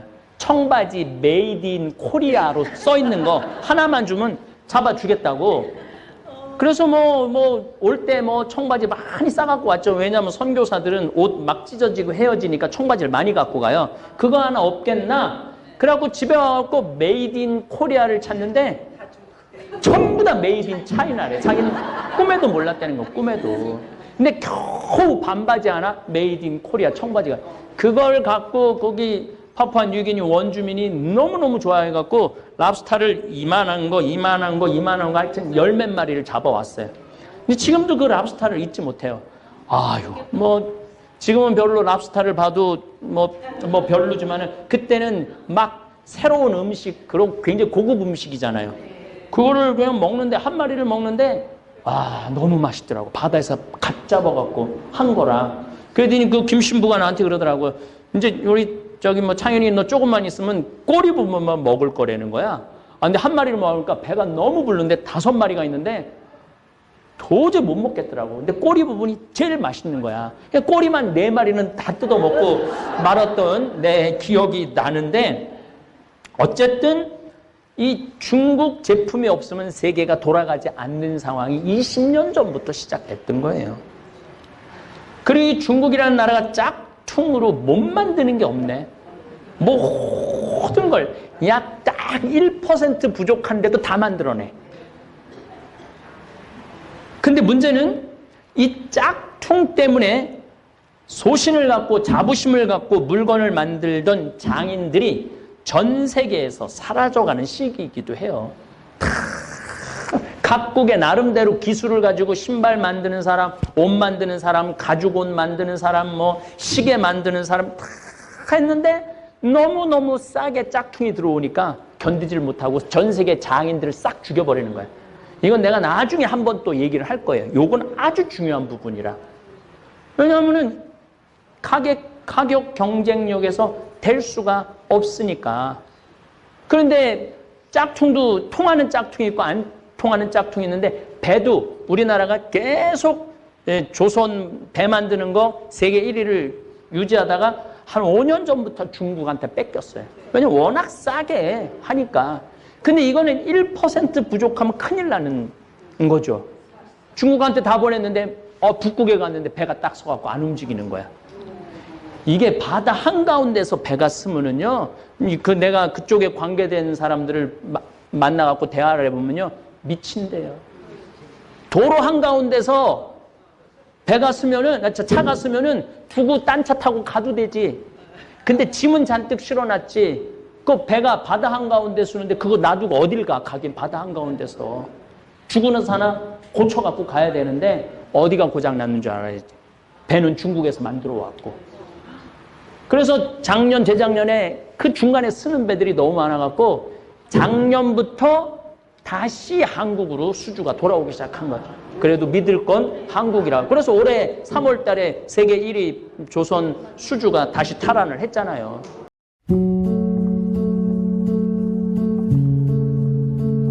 네. 박수 칠 일이 아니에요.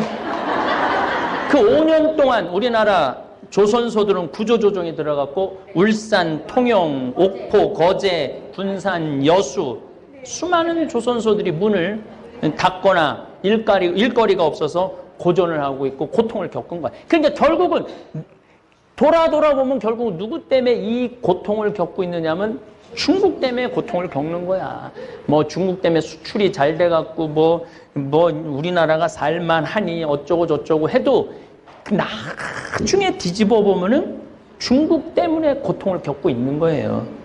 저는 가장 저에게 그 놀람과 충격의 나라 10년 전으로 거슬러 올라가겠습니다.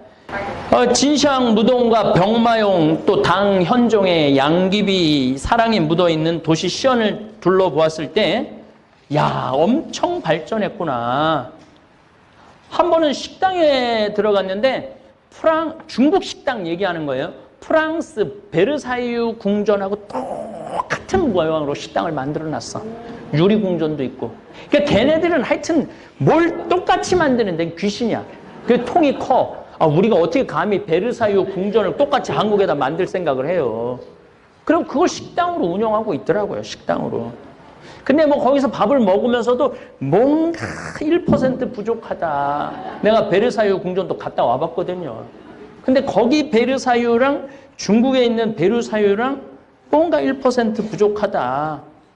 근데 요즘은 아예 프랑스 유명한 마을, 스위스 마을 같이 아예 유럽 관광지하고 똑같은 곳을 만들어 놓아서 비싼 돈 들여서 유럽까지 가지 말고 그냥 여기 똑같은 데로 와라.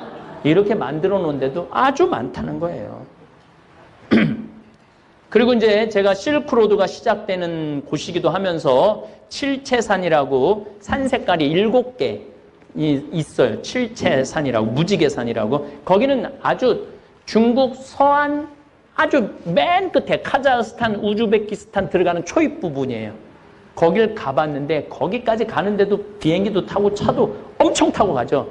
나 거기 가보고 잠비아 가는 줄 알았어요. 얼마나 가난한지. 거의 토굴에서 살아, 토굴에서. 근데 그렇게 토굴에서 사는 인구가 5억 명이라는 거예요.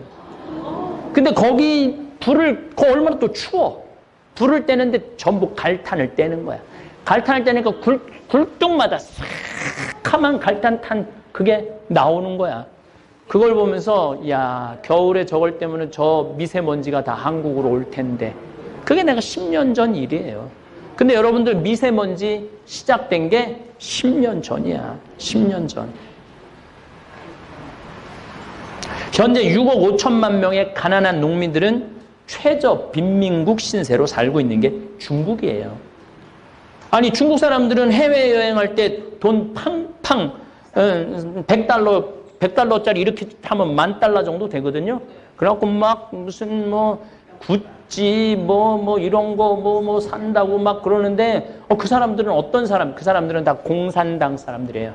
공산당원이 중국에 8,500만 명이에요. 그 다음에 공산당하고 연결된 사업을 하는 사람들. 그 다 상하이, 산둥반도 이쪽에 사는. 자, 이제 중국을 좀 이해를 하면은 요렇게부터 사는 사람들은 다 잘 살아요.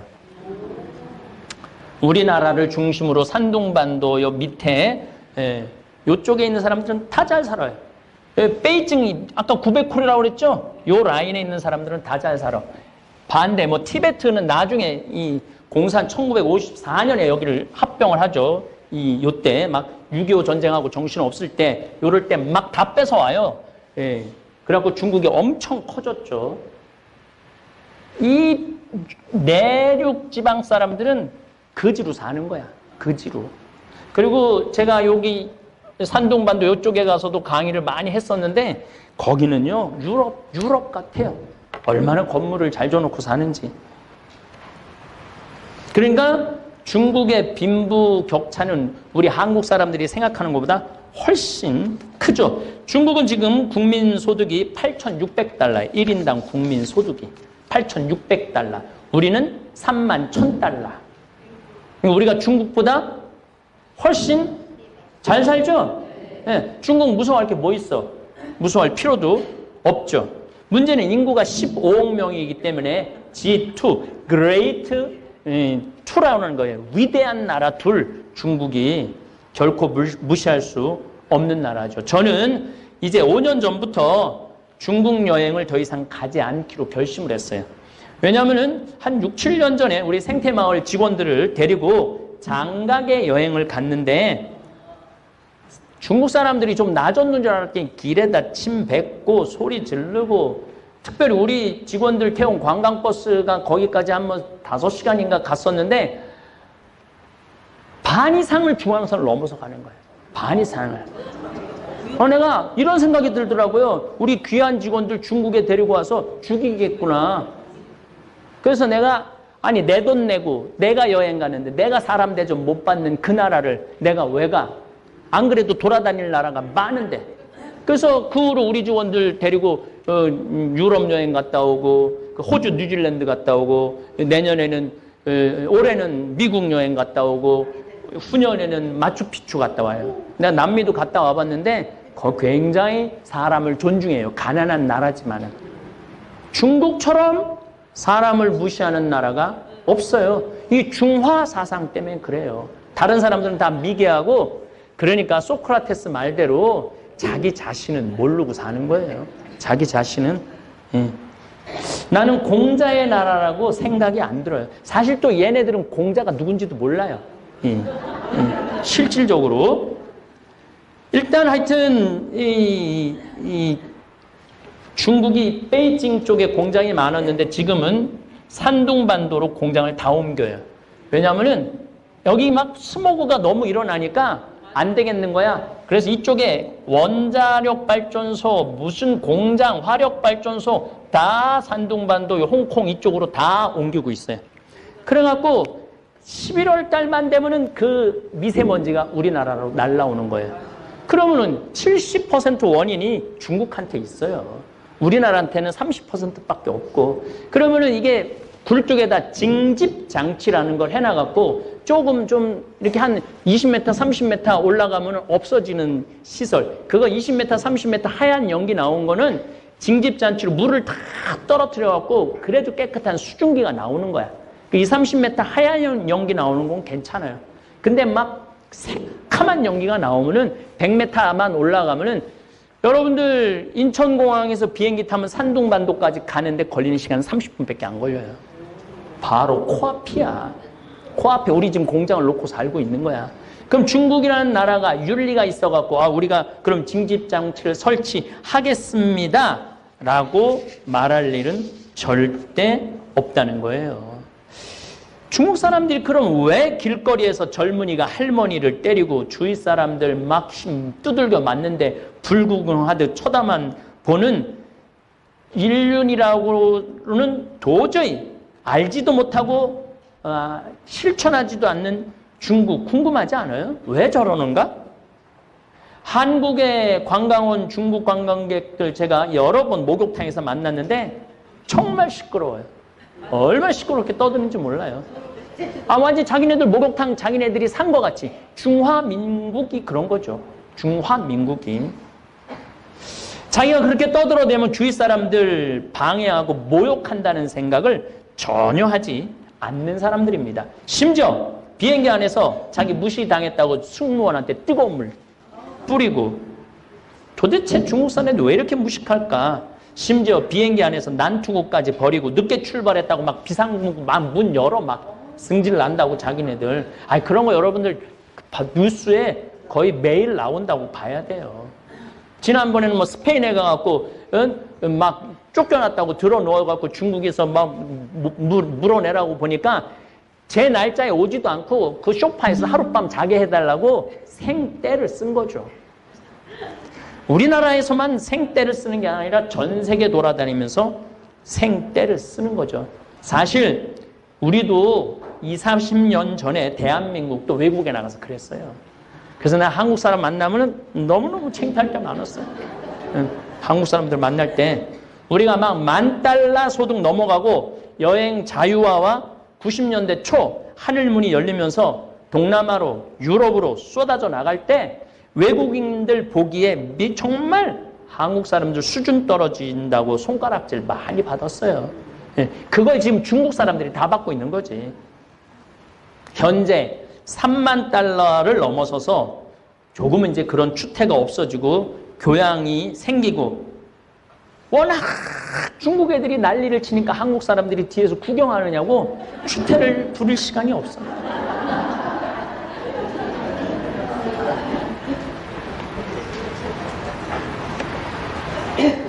만약 한국 사람들 가운데 지금도 비행장에서 소리 지르고 쓰레기 길거리에 외국 길거리에 버리고 뷔페집에서 먹지도 않는 음식 잔뜩 쌓아놓고 나온다면 아직도 중국이들 수준에 머물러 있는 거예요. 저는 뭐 크루즈 여행 여러 번 가봤는데 중국 사람들 그대로 쌓아놓고 가는 거 많이 봤어요.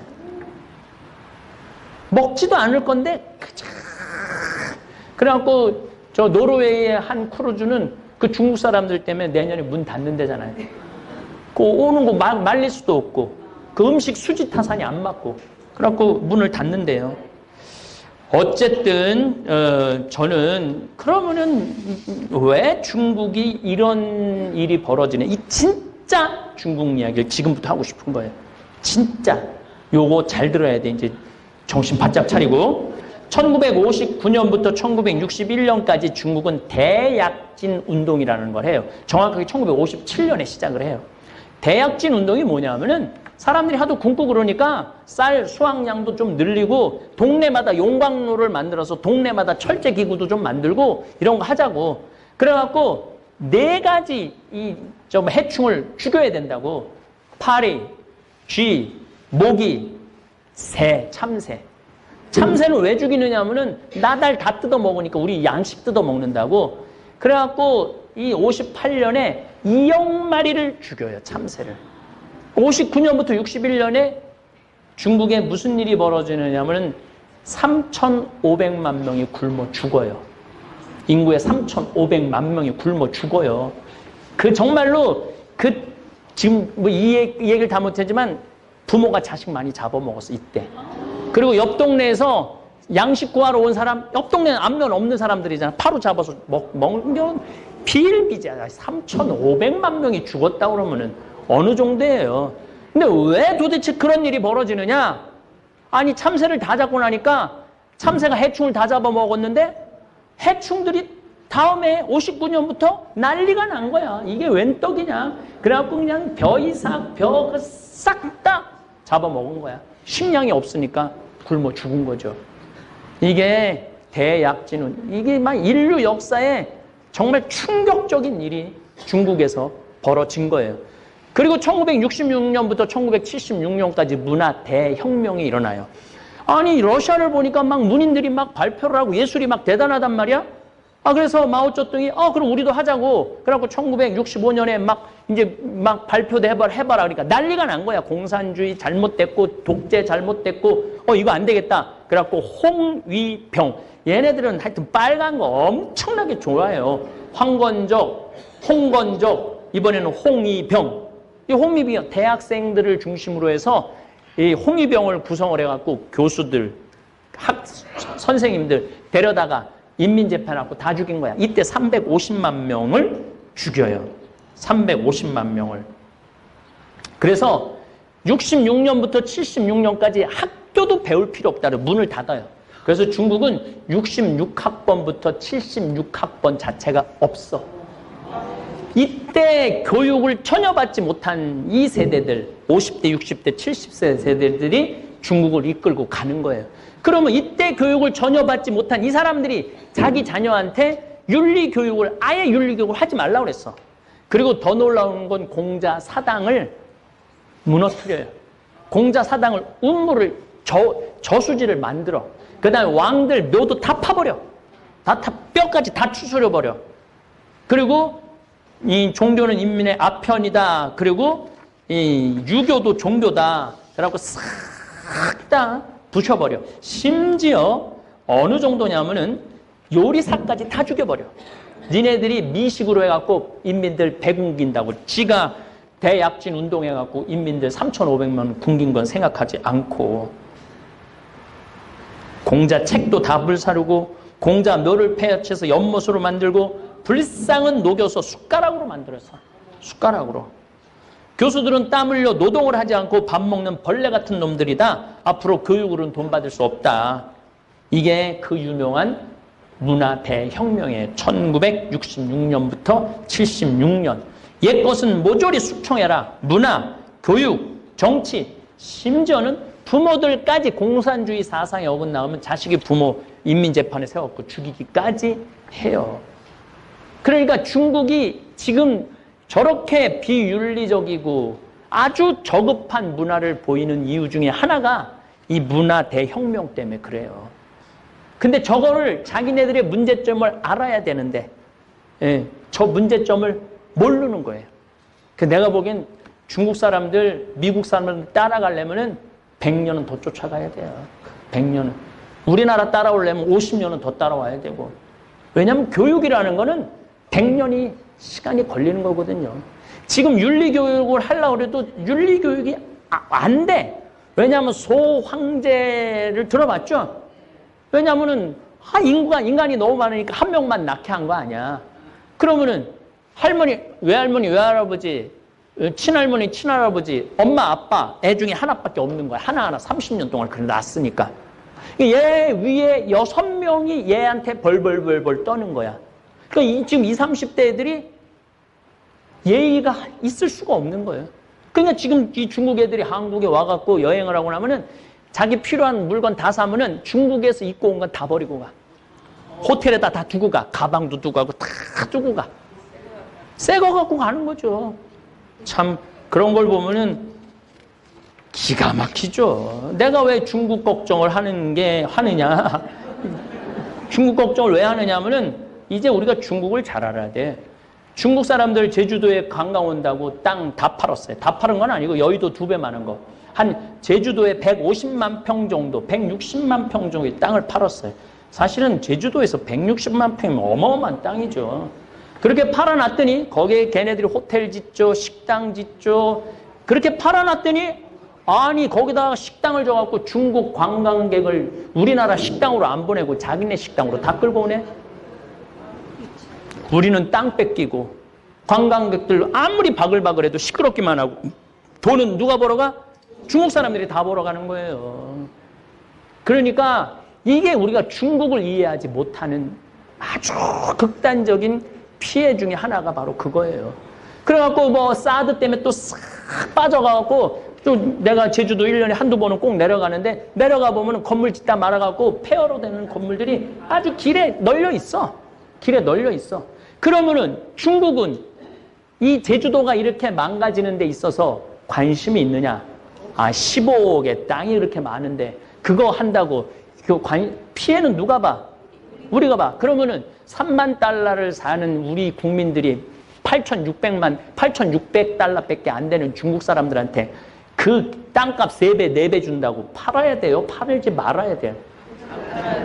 팔지 말아야지. 그러니까 3만 달러의 자존심이 없다 이거야, 내 얘기는. 지금 저기 미국 실리콘밸리 저기 산호세 쪽에 가니까 이제 시진핑이 부패 정리한다고 막 난리가 나니까 중국에서 현금을 들고 150만 달러 그 산호세 가면 골프장 안에 대저택들이 있거든요. 이걸 다 300만 달러에 다 사놨어. 그래서 산호세가 땅값이 300만 달러 다 올라갔어. 그러니까 전 세계를 그렇게 망가뜨리고 돌아다니는 게 중국이야. 그러니까 이 중국 사람들을 제대로 알고, 아니 우리나라가 그 땅 안 팔면은 굶어 죽는 나라도 아니고, 그러니까 중국에서 지금 관광객이 다시 늘어난다 그러는데 저가로 들어오는 거는 하지 말아야 돼. 왜 3만 달러 소득 국민들이 1만 달러 수준의 관광 그거를 하느냔 말이야. 우리가 수준을 높여놓고 수준 있는 사람들이 들어와갖고 수준 있는 나라로 만들어야지. 그렇지 않아요? 맞아요. 그러니까 이걸 누가 의식을 가져야 되느냐? 국민들이 의식을 가져야 되는 거예요. 그러려면 누구를 이해해야 되느냐면 중국을 이해를 해야 되는 거예요. 내가 이 장황하게 이거 요약하느냐고 어저께 밤부터 눈알이 막 튀어나오는 줄 알았어요. 그냥 얘기로 하면 좋은데, 얘기로 하면 끝도 없이 양귀비 얘기 나오면 이게 서양 여자냐, 동양 여자냐, 또 16번째 아들의 며느리인데 며느리를 취한 거거든. 며느리를 취했다, 이 얘기 저 얘기 하면은 이게 안 될 것 같다고 원고로 정해놨는데, 어쨌거나 여러분들이 이제 3만 달러를 넘어섰으면은 우리나라 국민들 수준이 높은 거예요. 근데 그 8,000달러 사람들 막 그거 돈 뜯어 먹으려고 막 우리 자존심 버리지 말자 이거야, 내 얘기는. 그리고 여러분들도 중국 여행 갈 때 20만 원짜리, 30만 원짜리 여행 가지 말고, 만약에 100만 원짜리 갈 여행이 못 되면 가지 않으면 되잖아. 뭘 그렇게 때를 쓰고 여기저기 그냥 찍고 여기 찍고 저기 찍고 그거는 의미가 없어요.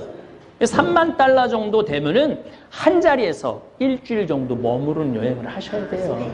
이제는 이리 뛰고 저리 뛰고 그렇게 뛰어다니지 말고. 하고 싶은 얘기는 너무너무 많지만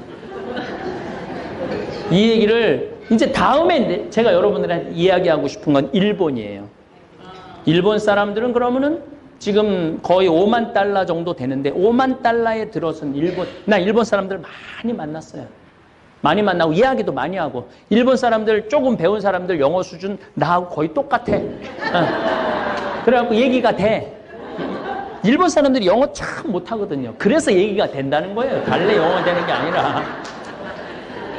근데 일본은 개인은 너무너무 훌륭해요, 사실은. 내가 만난 일본 사람들 다 정성스럽고 다정하고 겸손해요. 근데 그걸 합쳐놓으면 이상해지는 거예요. 그 왜 합쳐놓으면 이상해지는지는, 노후는 인생의 마지막 단계로 편안하고 즐겁게 보내고 싶은 시기입니다. 하지만 노후를 준비하지 않거나 잘못 준비하면 노후가 고통스럽고 비참한 시기가 될 수 있는데요. 오늘은 노후를 비참하게 만드는 최악의 선택 8가지에 대해 배워보겠습니다. 첫 번째, 끊임없는 자녀에 대한 지원입니다. 우리나라 5060세대들의 가장 큰 리스크이기도 한데요. 자녀 지원은 어디까지 할 것인가를 반드시 결정해야 합니다. 설문조사 결과 우리나라 부모의 80% 이상이 자녀가 대학교를 졸업할 때까지는 경제적으로 지원해야 한다고 생각하는 것으로 나타났는데요. 자녀 한 명을 대학까지 졸업시키는데 지출하는 비용이 약 3억 정도 소요된다고 합니다. 전문가들은 이에 대해 현재 물가 상승률을 따지면 이보다 더 많은 비용이 들어간다고 예상했습니다. 여기에 자녀 결혼 비용, 주택 마련 비용, 해외 여행 연수 등의 비용을 고려하면 1인당 45억이 훌쩍 넘게 되죠. 더욱이 자녀가 사업이라도 시작하게 되어 사업 자금까지 지원한다면 노후를 제대로 준비하기는 힘들 것입니다. 도움은 현실적으로 가능한 도움 이내로 한정하는 것이 바람직하며, 자식에게 과도하게 투자하다가 노후 준비를 하지 못하고 자식에게 짐이 되는 경우가 너무나 많습니다. 반드시 자녀에게 들어가는 비용의 한계를 짓고 스스로 독립하도록 선을 정하는 것은 부모 자녀 모두 비극을 피하기 위해서 꼭 필요한 조치이며 행복한 노후를 위해 자녀에게 들어가는 비용은 반으로 줄이시고 나머지 반은 자신의 노후를 위해 투자해야 한다는 점 꼭 기억하시기를 바랍니다. 두 번째, 더 이상 잃지 않는 것이 기본. 어느 자산관리사는 어르신들께는 주식이나 펀드를 절대로 권하지 않는다고 합니다. 돈이 불어날 때는 좋아하시지만 팔지 못하고 나중에 손해를 입게 되면 괴로움이 이만저만이 아니게 됩니다. 젊은이들은 다시 벌어서 메우면 된다고 생각하고 털어버리지만 어르신들은 다시 복구할 수 없다는 절망에 사로잡혀 분노하게 됩니다. 위험한 투자라는 것을 알리고 아무리 철저하게 경고를 했더라도 원망을 사게 되고 법적인 문제도 많이 발생합니다. 그래서 자신은 어르신들께는 철저하게 보수적인 투자를 권한다는 것인데요. 1억이면 엄청난 돈입니다. 하지만 1억을 10년에 걸쳐서 나눠 쓴다면 1년에 1,000만 원, 한 달에 83만 원밖에 안 됩니다. 앞으로 일을 해서 돈을 벌 수 없고 모아놓은 돈을 가지고 죽을 때까지 생활해야 한다는 불안에 사로잡히게 되면 돈을 굴려야만 할 것 같습니다. 그러다 보면 누가 뭐를 해서 돈을 많이 벌었다는 소위 카더라 스토리에 넘어가게 되어 몰빵 투자를 했다가 전 재산을 잃기도 합니다. 건강도 마찬가지입니다. 뭔가 좋은 것을 먹어서 뭔가 몸에 좋은 것을 해서 더 건강해지고자 노력합니다. 고혈압, 당뇨병, 고지혈증 같은 만성질환에 걸렸을 때는 꾸준히 처방약을 복용해서 현재의 건강을 유지하는 것이 우선입니다. 완치를 보장하는 검증받지 못한 건강식품이나 민간요법에 기대다 보면 현재의 건강도 지키지 못하고 나중에는 더 높은 용량의 약을 먹거나 아니면 후유증에 시달리게 됩니다. 그리고 몸에 나쁜 것을 피하는 것도 규칙적인 투약에 못지않게 중요합니다.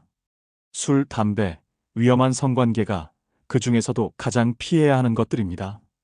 아울러 망신을 당하지 않도록 조심해야 합니다. 좋은 평판이란 오랜 세월이 흐르면서 서서히 만들어지는 것입니다. 돈이 되었건, 건강이 되었건, 명예가 되었건, 나이가 들면 한 번 손상을 입으면 복구가 힘들기에 매사에 조심하고 또 조심해야 합니다. 세 번째, 은퇴 후 목적 없는 쉼. 이 이야기는 은퇴 이후에는 무조건 쉬겠다는 개념을 버리고 할 수 있을 때까지는 꾸준히 사회생활을 하는 것을 원칙으로 하자라는 뜻인데요. 100세 시대의 장수 리스크는 생각보다 큰 리스크입니다. 100세 시대는 오래 일하는 것만큼 확실한 은퇴 준비가 없습니다. 일의 가치는 생각보다 크며 일자리는 금전적인 도움이 될 뿐 아니라 몸과 마음의 건강을 유지하는 것에도 크게 도움이 되죠. 은퇴 후에는 사회 만족도를 높여줄 수 있는 일을 하는 것이 좋은데요. 은퇴 이후에 단순히 돈을 버는 활동보다는 평소 하고 싶었던 일, 인생의 보람을 찾을 수 있는 일을 선택하는 것이 좋습니다. 금전적으로 노후가 준비되어 있는 분들도 자원봉사 같은 다양한 활동들을 통해서 반드시 본인의 사회적 역할을 찾을 필요가 있습니다. 하지만 문제는 평생 현역으로 활동하고 싶어도 노인을 위한 일자리가 많이 없다는 사실입니다. 취업하려는 젊은이들도 넘쳐나는데 은퇴자를 채용하는 기업은 거의 없다고 보시면 되는데요. 그러나 재취업이 안 된다고 조급한 마음에 준비 없이 창업에 뛰어드는 것은 매우 위험합니다. 우리나라 자영업자의 비율은 2021년 기준 23.9%로 매년 감소하는 것으로 나타났는데요. 경쟁도 워낙 치열한 데다 엎친 데 덮친 격으로 최저임금제나 코로나19로 타격이 더 커진 상황입니다. 따라서 준비 없는 창업은 실패할 위험이 큽니다. 젊은 시절 취업을 하기 위해 긴 기간을 교육과 노력이 필요했듯이 노후의 재취업을 위해서는 더 많은 준비와 노력이 필요합니다. 재취업을 위한 사전 교육과 준비가 필요하며 재취업을 잘하려면 퇴직 전 5년 전부터 일자리는 철저하게 준비할 필요가 있습니다. 직장에 근무하는 동안에도 장기간의 은퇴 계획을 세우시고 퇴근 후와 주말을 활용해서 10년 후 전문가가 될 수 있는 자기 개발의 시간을 확보할 필요가 있습니다. 또한 직장 생활을 하는 동안에 다양한 인간관계를 구축해야 합니다. 시니어들의 경우 재취업 확률을 높이는 방법으로 사람을 많이 아는 것이 중요하고 재취업 정보는 주변 인맥을 이용해서 얻는 경우가 훨씬 많기 때문에 두터운 인정 네트워크 구축에 힘쓰시는 것이 좋습니다. 또한 은퇴 후에는 어디서 무엇을 하며 살 것인지를 결정해야 합니다. 주거 계획은 문화시설, 편의시설, 의료시설 같은 구체적인 사항들까지 고려하시고 신중하게 검토하셔서 선정하시길 바랍니다. 비싸고 작더라도 도심에 생활할 것인가? 수도권으로 옮길 것인가? 아니면 전원 생활을 위해 귀농귀촌을 할 것인가를 고심하는 것은 은퇴 후 생활의 질을 결정하는 매우 중요한 문제가 되겠습니다. 네 번째, 취미나 사회 활동을 갖지 않거나 포기하는 것. 노후에는 일과 가족의 역할이 줄어들거나 사라지기 때문에 취미나 사회 활동을 통해 자신의 삶의 의미와 즐거움을 찾아야 합니다. 취미나 사회 활동을 갖지 않거나 포기하면 노후의 외로움과 우울감이 커지고 정신력이 약화되고 인간관계가 단절될 수 있습니다. 따라서 취미나 사회 활동을 갖기 위해 자신의 관심과 재능에 맞는 활동을 찾고 동료나 친구와 함께 참여하고 지속적으로 배우고 성장해야 합니다. 다섯 번째, 새로운 관계를 만들어라. 나이가 들수록 고립되어 지내게 됩니다. 알고 지내던 사람들도 하나둘씩 건강상의 이유로 밖에 나가지 못하게 되는데요. 개 중에는 질병이나 사고로 죽어가는 이도 있습니다. 사람 중에는 나와 맞는 사람도 있고 안 맞는 사람도 있게 마련입니다. 다양한 관계를 가지고 있으면 그 중에서 나와 맞는 사람을 선택할 수 있습니다. 하지만 관계의 폭이 좁으면 선택의 여지가 없습니다.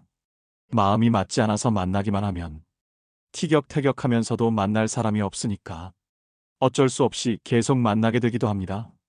따라서 계속 누군가를 새로이 사귈 수 있어야 노년이 행복합니다. 특히나 아프고 속상한 일이 있을 때 만나서 얘기할 리가 있어야 합니다. 친구를 사귀기 위해서는 사람들이 있는 장소에 가야 합니다. 동창회, 친목회, 동문회 같이 기존의 인연을 이어가는 모임도 중요하지만 무료 강의나 같은 취미의 사람이 모인 동호회 같이 새로운 사람을 만날 수 있는 모임도 그에 못지않게 소중합니다. 그리고 내가 좋아하는 사람보다 나를 좋아하는 사람을 더 소중하게 여겨야 합니다. 여섯 번째, 나에게도 너그럽고 남에게도 너그러워야 한다. 사람들이 어떤 장르의 노래를 좋아하느냐에 대해서 글을 읽은 적이 있습니다. 사람들은 자신이 어렸을 때 많이 들어서 귀에 익숙해진 장르의 음악을 좋아합니다. 뇌가 익숙해졌기 때문입니다. 언어도 마찬가지입니다. 외국어를 익히기 위해서는 어려서부터 외국어를 접해야 합니다. 특히 발음은 나중에 나아지기가 쉽지 않습니다. 생각도 마찬가지입니다. 사람은 나이가 들게 되면 젊어서부터 익숙해진 사고방식을 고수하게 마련입니다. 나와 비슷한 방식으로 생각하는 사람에 대해 호감을 가집니다. 그러면서 자신의 의견에 누군가 반대하거나 다른 의견을 주장하면 받아들이지 못합니다. 막상 자신과 상관없는 사소한 일에 대해서도 의견이 다르다는 이유로 말다툼을 합니다. 더군다나 지병과 통증으로 움직이는 것이 힘들어지다 보면 남이 나를 위해서 움직여줬으면 하는 마음이 들게 마련입니다. 그러다 보면 사소한 일에도 짜증이 나게 되는데 그럴수록 사람들은 나로부터 멀어지게 마련입니다. 내가 까다롭게 굴면서 상대방이 멍청하다고 착각을 합니다. 나와 다른 의견에 대해서 그냥 나는 그것이 싫고 상대방은 그것을 좋아한다고 생각하는 대신 나는 옳고 상대방은 그르다고 생각합니다. 따라서 나에게도 엄격하고 남에게도 엄격하기보다는 나에게도 너그럽고 남에게도 너그러워야 합니다. 그리고 말을 줄여야 합니다. 특히 나보다 젊은 사람들을 대할 때 일방적으로 내 말만 떠들면서 그것을 대화로 착각해서는 안 됩니다. 일곱 번째, 건강을 관리하지 않거나 소홀히 하는 것. 노후에는 신체적으로 쇠약해지고 질병에 걸리기 쉬워집니다. 건강을 관리하지 않거나 소홀히 하면 노후에 힘들고 고통스러운 삶을 살게 됩니다. 건강을 관리하지 않거나 소홀히 하면 의료비가 많이 들어서 경제적 부담이 커지고 가족이나 친구와의 관계도 악화될 수 있습니다. 따라서 건강을 관리하기 위해 규칙적인 운동과 적절한 식습관, 정기적인 건강검진 등을 해야 합니다. 여덟 번째, 늙음을 당당히 받아들이자. 어르신 중 한 분은 최근에 헬스클럽을 또 옮겼습니다. 왜 그랬는지 여쭈어 보자 물이 안 좋아졌다는 것입니다. 그냥 그분의 표현을 빌리자면 옛날에 다니던 헬스클럽에 늙은이들이 많이 와서 다른 곳으로 옮겼는데 시간이 흐르니까 옮긴 헬스클럽에도 늙은이들만 많아졌다는 것입니다. 그런데 헬스클럽에 다니는 분들의 연령은 그분과 큰 차이가 나지 않았습니다. 심리학적으로 볼 때 노인들의 경우 자신을 실제 나이보다 10살 정도 젊게 생각하는 경향이 있습니다. 자기 나이 또래와 함께 있으면 자신은 또래보다 젊다는 생각을 하면서 늙은이들에게 둘러싸였다고 받아들이는 것입니다. 자신의 나이는 생각하지 않습니다. 반면 자신보다 10살 정도 젊은 사람들과 있으면 자신과 어울린다고 여깁니다. 아직 노년에 이르지 못한 이들은 나이가 든 이들을 노인이라는 이름 아래 통칭하려는 경향이 있습니다. 그러나 어르신들 사이에서 나이 차는 매우 중요합니다. 나이가 들수록 한 살이라도 더 젊다는 것, 한 살이라도 더 젊어 보인다는 것이 더욱 중요해집니다.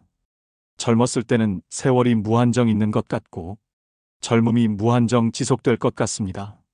하지만 늙어가면 늙어갈수록 시간이 소중해집니다. 죽음이 다가오기 때문입니다. 그렇기 때문에 어떻게든 젊어 보이고 싶고 어떻게든 하루라도 더 살고 싶어서 몸에 좋은 것은 다 하게 되는데요. 그런데 늙어서도 행복하기 위해서는 역설적이지만 일단 늙었다는 것을 인정하는 것이 우선입니다. 늙지 않았음을 증명하기 위해서 기를 쓰다 보면 막상 남아있는 시간을 온통 늙지 않게 하는데 써버리게 됩니다. 인생은 무언가 의미 있는 일을 하고 즐기라고 존재하는 것입니다. 늙지 않기 위해서, 죽지 않기 위해서 죽어라고 노력한다고 해서 노력한 만큼 무한정 노화와 죽음이 미루어지는 것이 아닙니다. 하루 종일 건강에 대해서만 신경 쓰고 먹고 마시고 노는 육체적 쾌락에 몰두하다 보면 나중에 죽음이 다가왔을 때 아무것도 한 일이 없다는 느낌이 들면서 후회만 남게 됩니다. 사람들은 살다 보면 흔히 지금보다 더 나빠질 게 없다는 말을 하곤 합니다. 하지만 과거가 현재가 되고 현재가 미래가 됩니다. 최악의 시점이라고 생각이 들던 과거의 한때도 지금 돌이켜보면 그때가 지금보다는 나았다는 생각이 들 수 있습니다. 마찬가지로 지금은 현재가 최악이라는 생각이 들어도 세월이 흐른 후 지금을 돌이켜보면 그때가 좋았다는 느낌이 들 수도 있습니다. 60살이 되면 50살이었을 때를 생각하면서 그때는 좋았다고 여기고 70살이 되면 60살이었을 때를 생각하면서 그때는 좋았다고 여깁니다. 80살이 되면 70살이었을 때를 생각하면서 그때는 좋았다고 여기고 90살이 되면 80살이었을 때를 생각하면서 그때는 좋았다고 여기게 마련입니다. 그렇기 때문에 나이 들어서도 매 순간 계속해서 좋은 추억을 만드는 것이 중요합니다. 젊었을 때의 추억만이 나이 들어 힘이 되는 것이 아닙니다. 누구나 100살까지 살 수 있는 세상, 나이 들어서 만들어진 좋은 추억도 훌륭한 인생 미천이 됩니다. 다음은 인간관계를 맺기 전 신중히 알아야 할, 걸러야 되는 최악의 인간성에 대해 배워보겠습니다. 영상을 보시고 인간관계로 인한 고민과 복잡했던 마음에서 벗어나 오롯이 자신에게 꼭 필요한 사람과 일들로 삶을 행복하게 꽉 채워나가시길 소망합니다. 첫 번째로 피해야 할 사람은 자기 말만 하는 사람입니다. 자기 경험은 일생일대 특별한 경험이고 남이 한 경험은 흔한 경험 취급하는 인간들입니다. 귀는 막고 입만 열려 남이 말할 기회를 주지 않고 자신의 주장을 늘어놓기 바쁩니다. 이런 사람을 계속 만나면 기운이 쭉쭉 빠지고 내 기분이 헛헛해질 때가 있습니다. 이런 사람과 많은 시간을 보내고 나면 내게 느껴지는 것은 심신의 피로밖에 없습니다. 그래서 자기 말만 하는 사람과 같이 있으면 정신적이든 감정적이든 기운이 빠지고 찝찝한 기분이 듭니다. 우리 인간관계는 일방적인 관계가 아니라 끊임없이 소통하는 시계와도 같습니다. 시계를 보면 분침과 초침이 있습니다. 우리는 분침이나 초침 중 하나라도 멈춰 있으면 시계가 고장났다고 생각합니다. 인간관계는 분침과 초침이 상호작용하는 것처럼 서로가 서로에게 관심과 애정이 필요한 법입니다.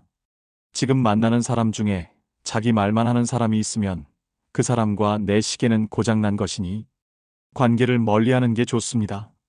이런 관계를 계속 지속하면 내 좋은 기운도 그 사람에게 빼앗기게 됩니다. 이런 사람은 내 인생에서 조금 떨어지게 하는 것도 괜찮습니다. 계속 내 옆에 두면 내 마음을 갉아먹는 벌레와도 같습니다. 길거리를 지나갈 때 나뭇잎을 갉아먹는 벌레를 봐보세요. 처음에는 잎에 구멍이 조금 난 것처럼 보이지만 조금 지나고 보면 이미 그 잎이 남아나지를 않습니다. 내 마음이 이렇게 되는 겁니다. 내 에너지를 들여가며 내 기운을 뺏는 사람과 굳이 시간을 보낼 필요가 있을까요? 가족이든 직장 동료든 친구이든 항상 나를 먼저 챙기는 게 중요합니다. 이런 사람들은 대부분 상대방의 감정에 공감하는 능력이 떨어집니다. 대화하다 보면 속에 천불이 납니다. 이런 사람들과 거리를 둘 때는 너무 티나고 부자연스럽게 무시하거나 회피할 필요도 없습니다. 이렇게 하면 또 생각이 더해져서 나만 스트레스 받게 됩니다. 자연스럽게 만나는 횟수를 줄여나가면서 서서히 멀어지면 됩니다. 굳이 잘 지내시죠? 밥 한 끼 먹어요. 이렇게 인사치레도 하지 마세요. 자연스럽게 만남의 횟수를 줄여나가면 멀어지는 법입니다. 이렇게 멀어진다고 해서 이 사람이 나를 싫어하고 미워하면 어쩌지 하는 생각도 갖지 마세요. 타인에게 평가받는 것이 신경 쓰여서 이런 사람에게 잘 보이려고 살 필요도 없습니다. 내가 어떤 모습을 하고 있든 나를 좋아할 사람은 좋아하게 되어 있습니다.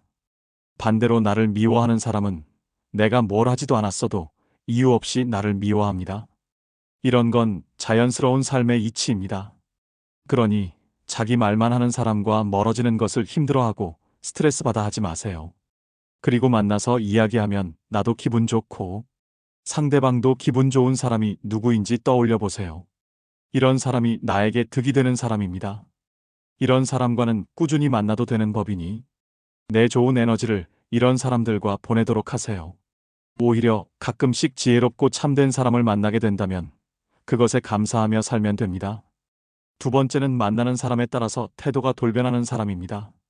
이런 사람들은 대부분 가면을 쓰고 삽니다. 이것을 소위 페르소나라고 하지요. 페르소나의 유래는 고대 그리스 가면극에서 배우들이 썼다고 벗었다가 하는 가면을 말합니다. 사람을 무시하고 깔보는 사람에게 자신이 얼마나 대단한 사람이라고 생각하는지 물어보고 싶을 정도로 사람을 깔보고 아래로 보는 사람이 주변에 종종 있습니다. 그렇다면 이런 나쁜 인간을 어떻게 가려낼까요? 평소에는 알아차리기 힘듭니다. 왜냐하면 내 앞에서 가면을 벗지 않기 때문입니다. 그러나 이런 인간은 내가 어려워졌을 때 꼭 배신을 합니다. 이런 사람들의 특징은 자신이 꿇어야 할 때와 굴림할 때를 정확히 구분합니다. 상대가 자신에게 이익이 되는지 아닌지를 항시 판단하고 사람에 따라서 극단적으로 태도를 바꿉니다. 그리고 이용할 대로 이용했거나 아니면 뭔가 본인에게 득이 될 게 있다고 판단했을 때에는 때로는 온화하게 때로는 횡포에 가깝게 사람을 조종합니다. 그래서 자신보다 재산도 많고 지위도 높으면 입안의 혀처럼 살갑게 대하다가 내가 망해 그들에게 도움이 되지 않으면 언제 그랬냐는 듯이 바로 안면을 바꿉니다. 이런 사람들은 선택적 친절을 하는 사람들입니다. 한마디로 기회주의자이죠. 그들 스스로 가면을 벗는 때는 언제일까요?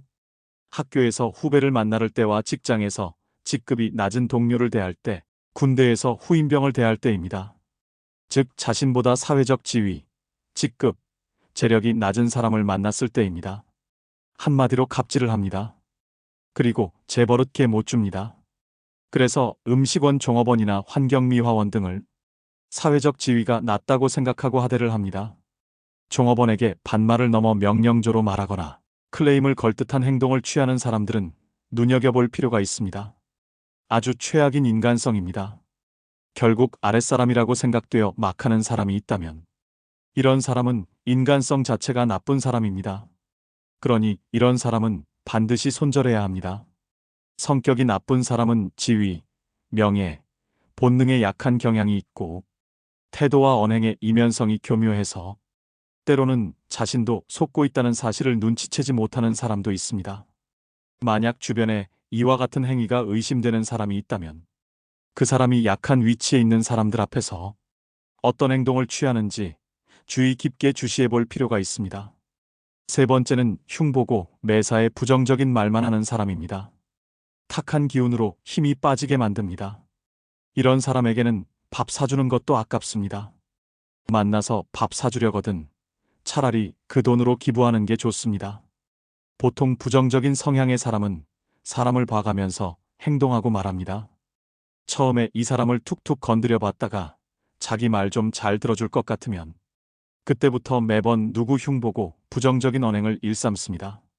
이런 사람은 내가 무언가 진취적으로 나아가고자 해도 오히려 옷자락을 붙들고 나랑 같이 여기 주저앉아 있자며 안 될 이유만 늘어놓는 사람들입니다. 자신의 생각이 옳다고 고집만 부리고 자신이 익숙한 나쁜 습관만을 반복합니다.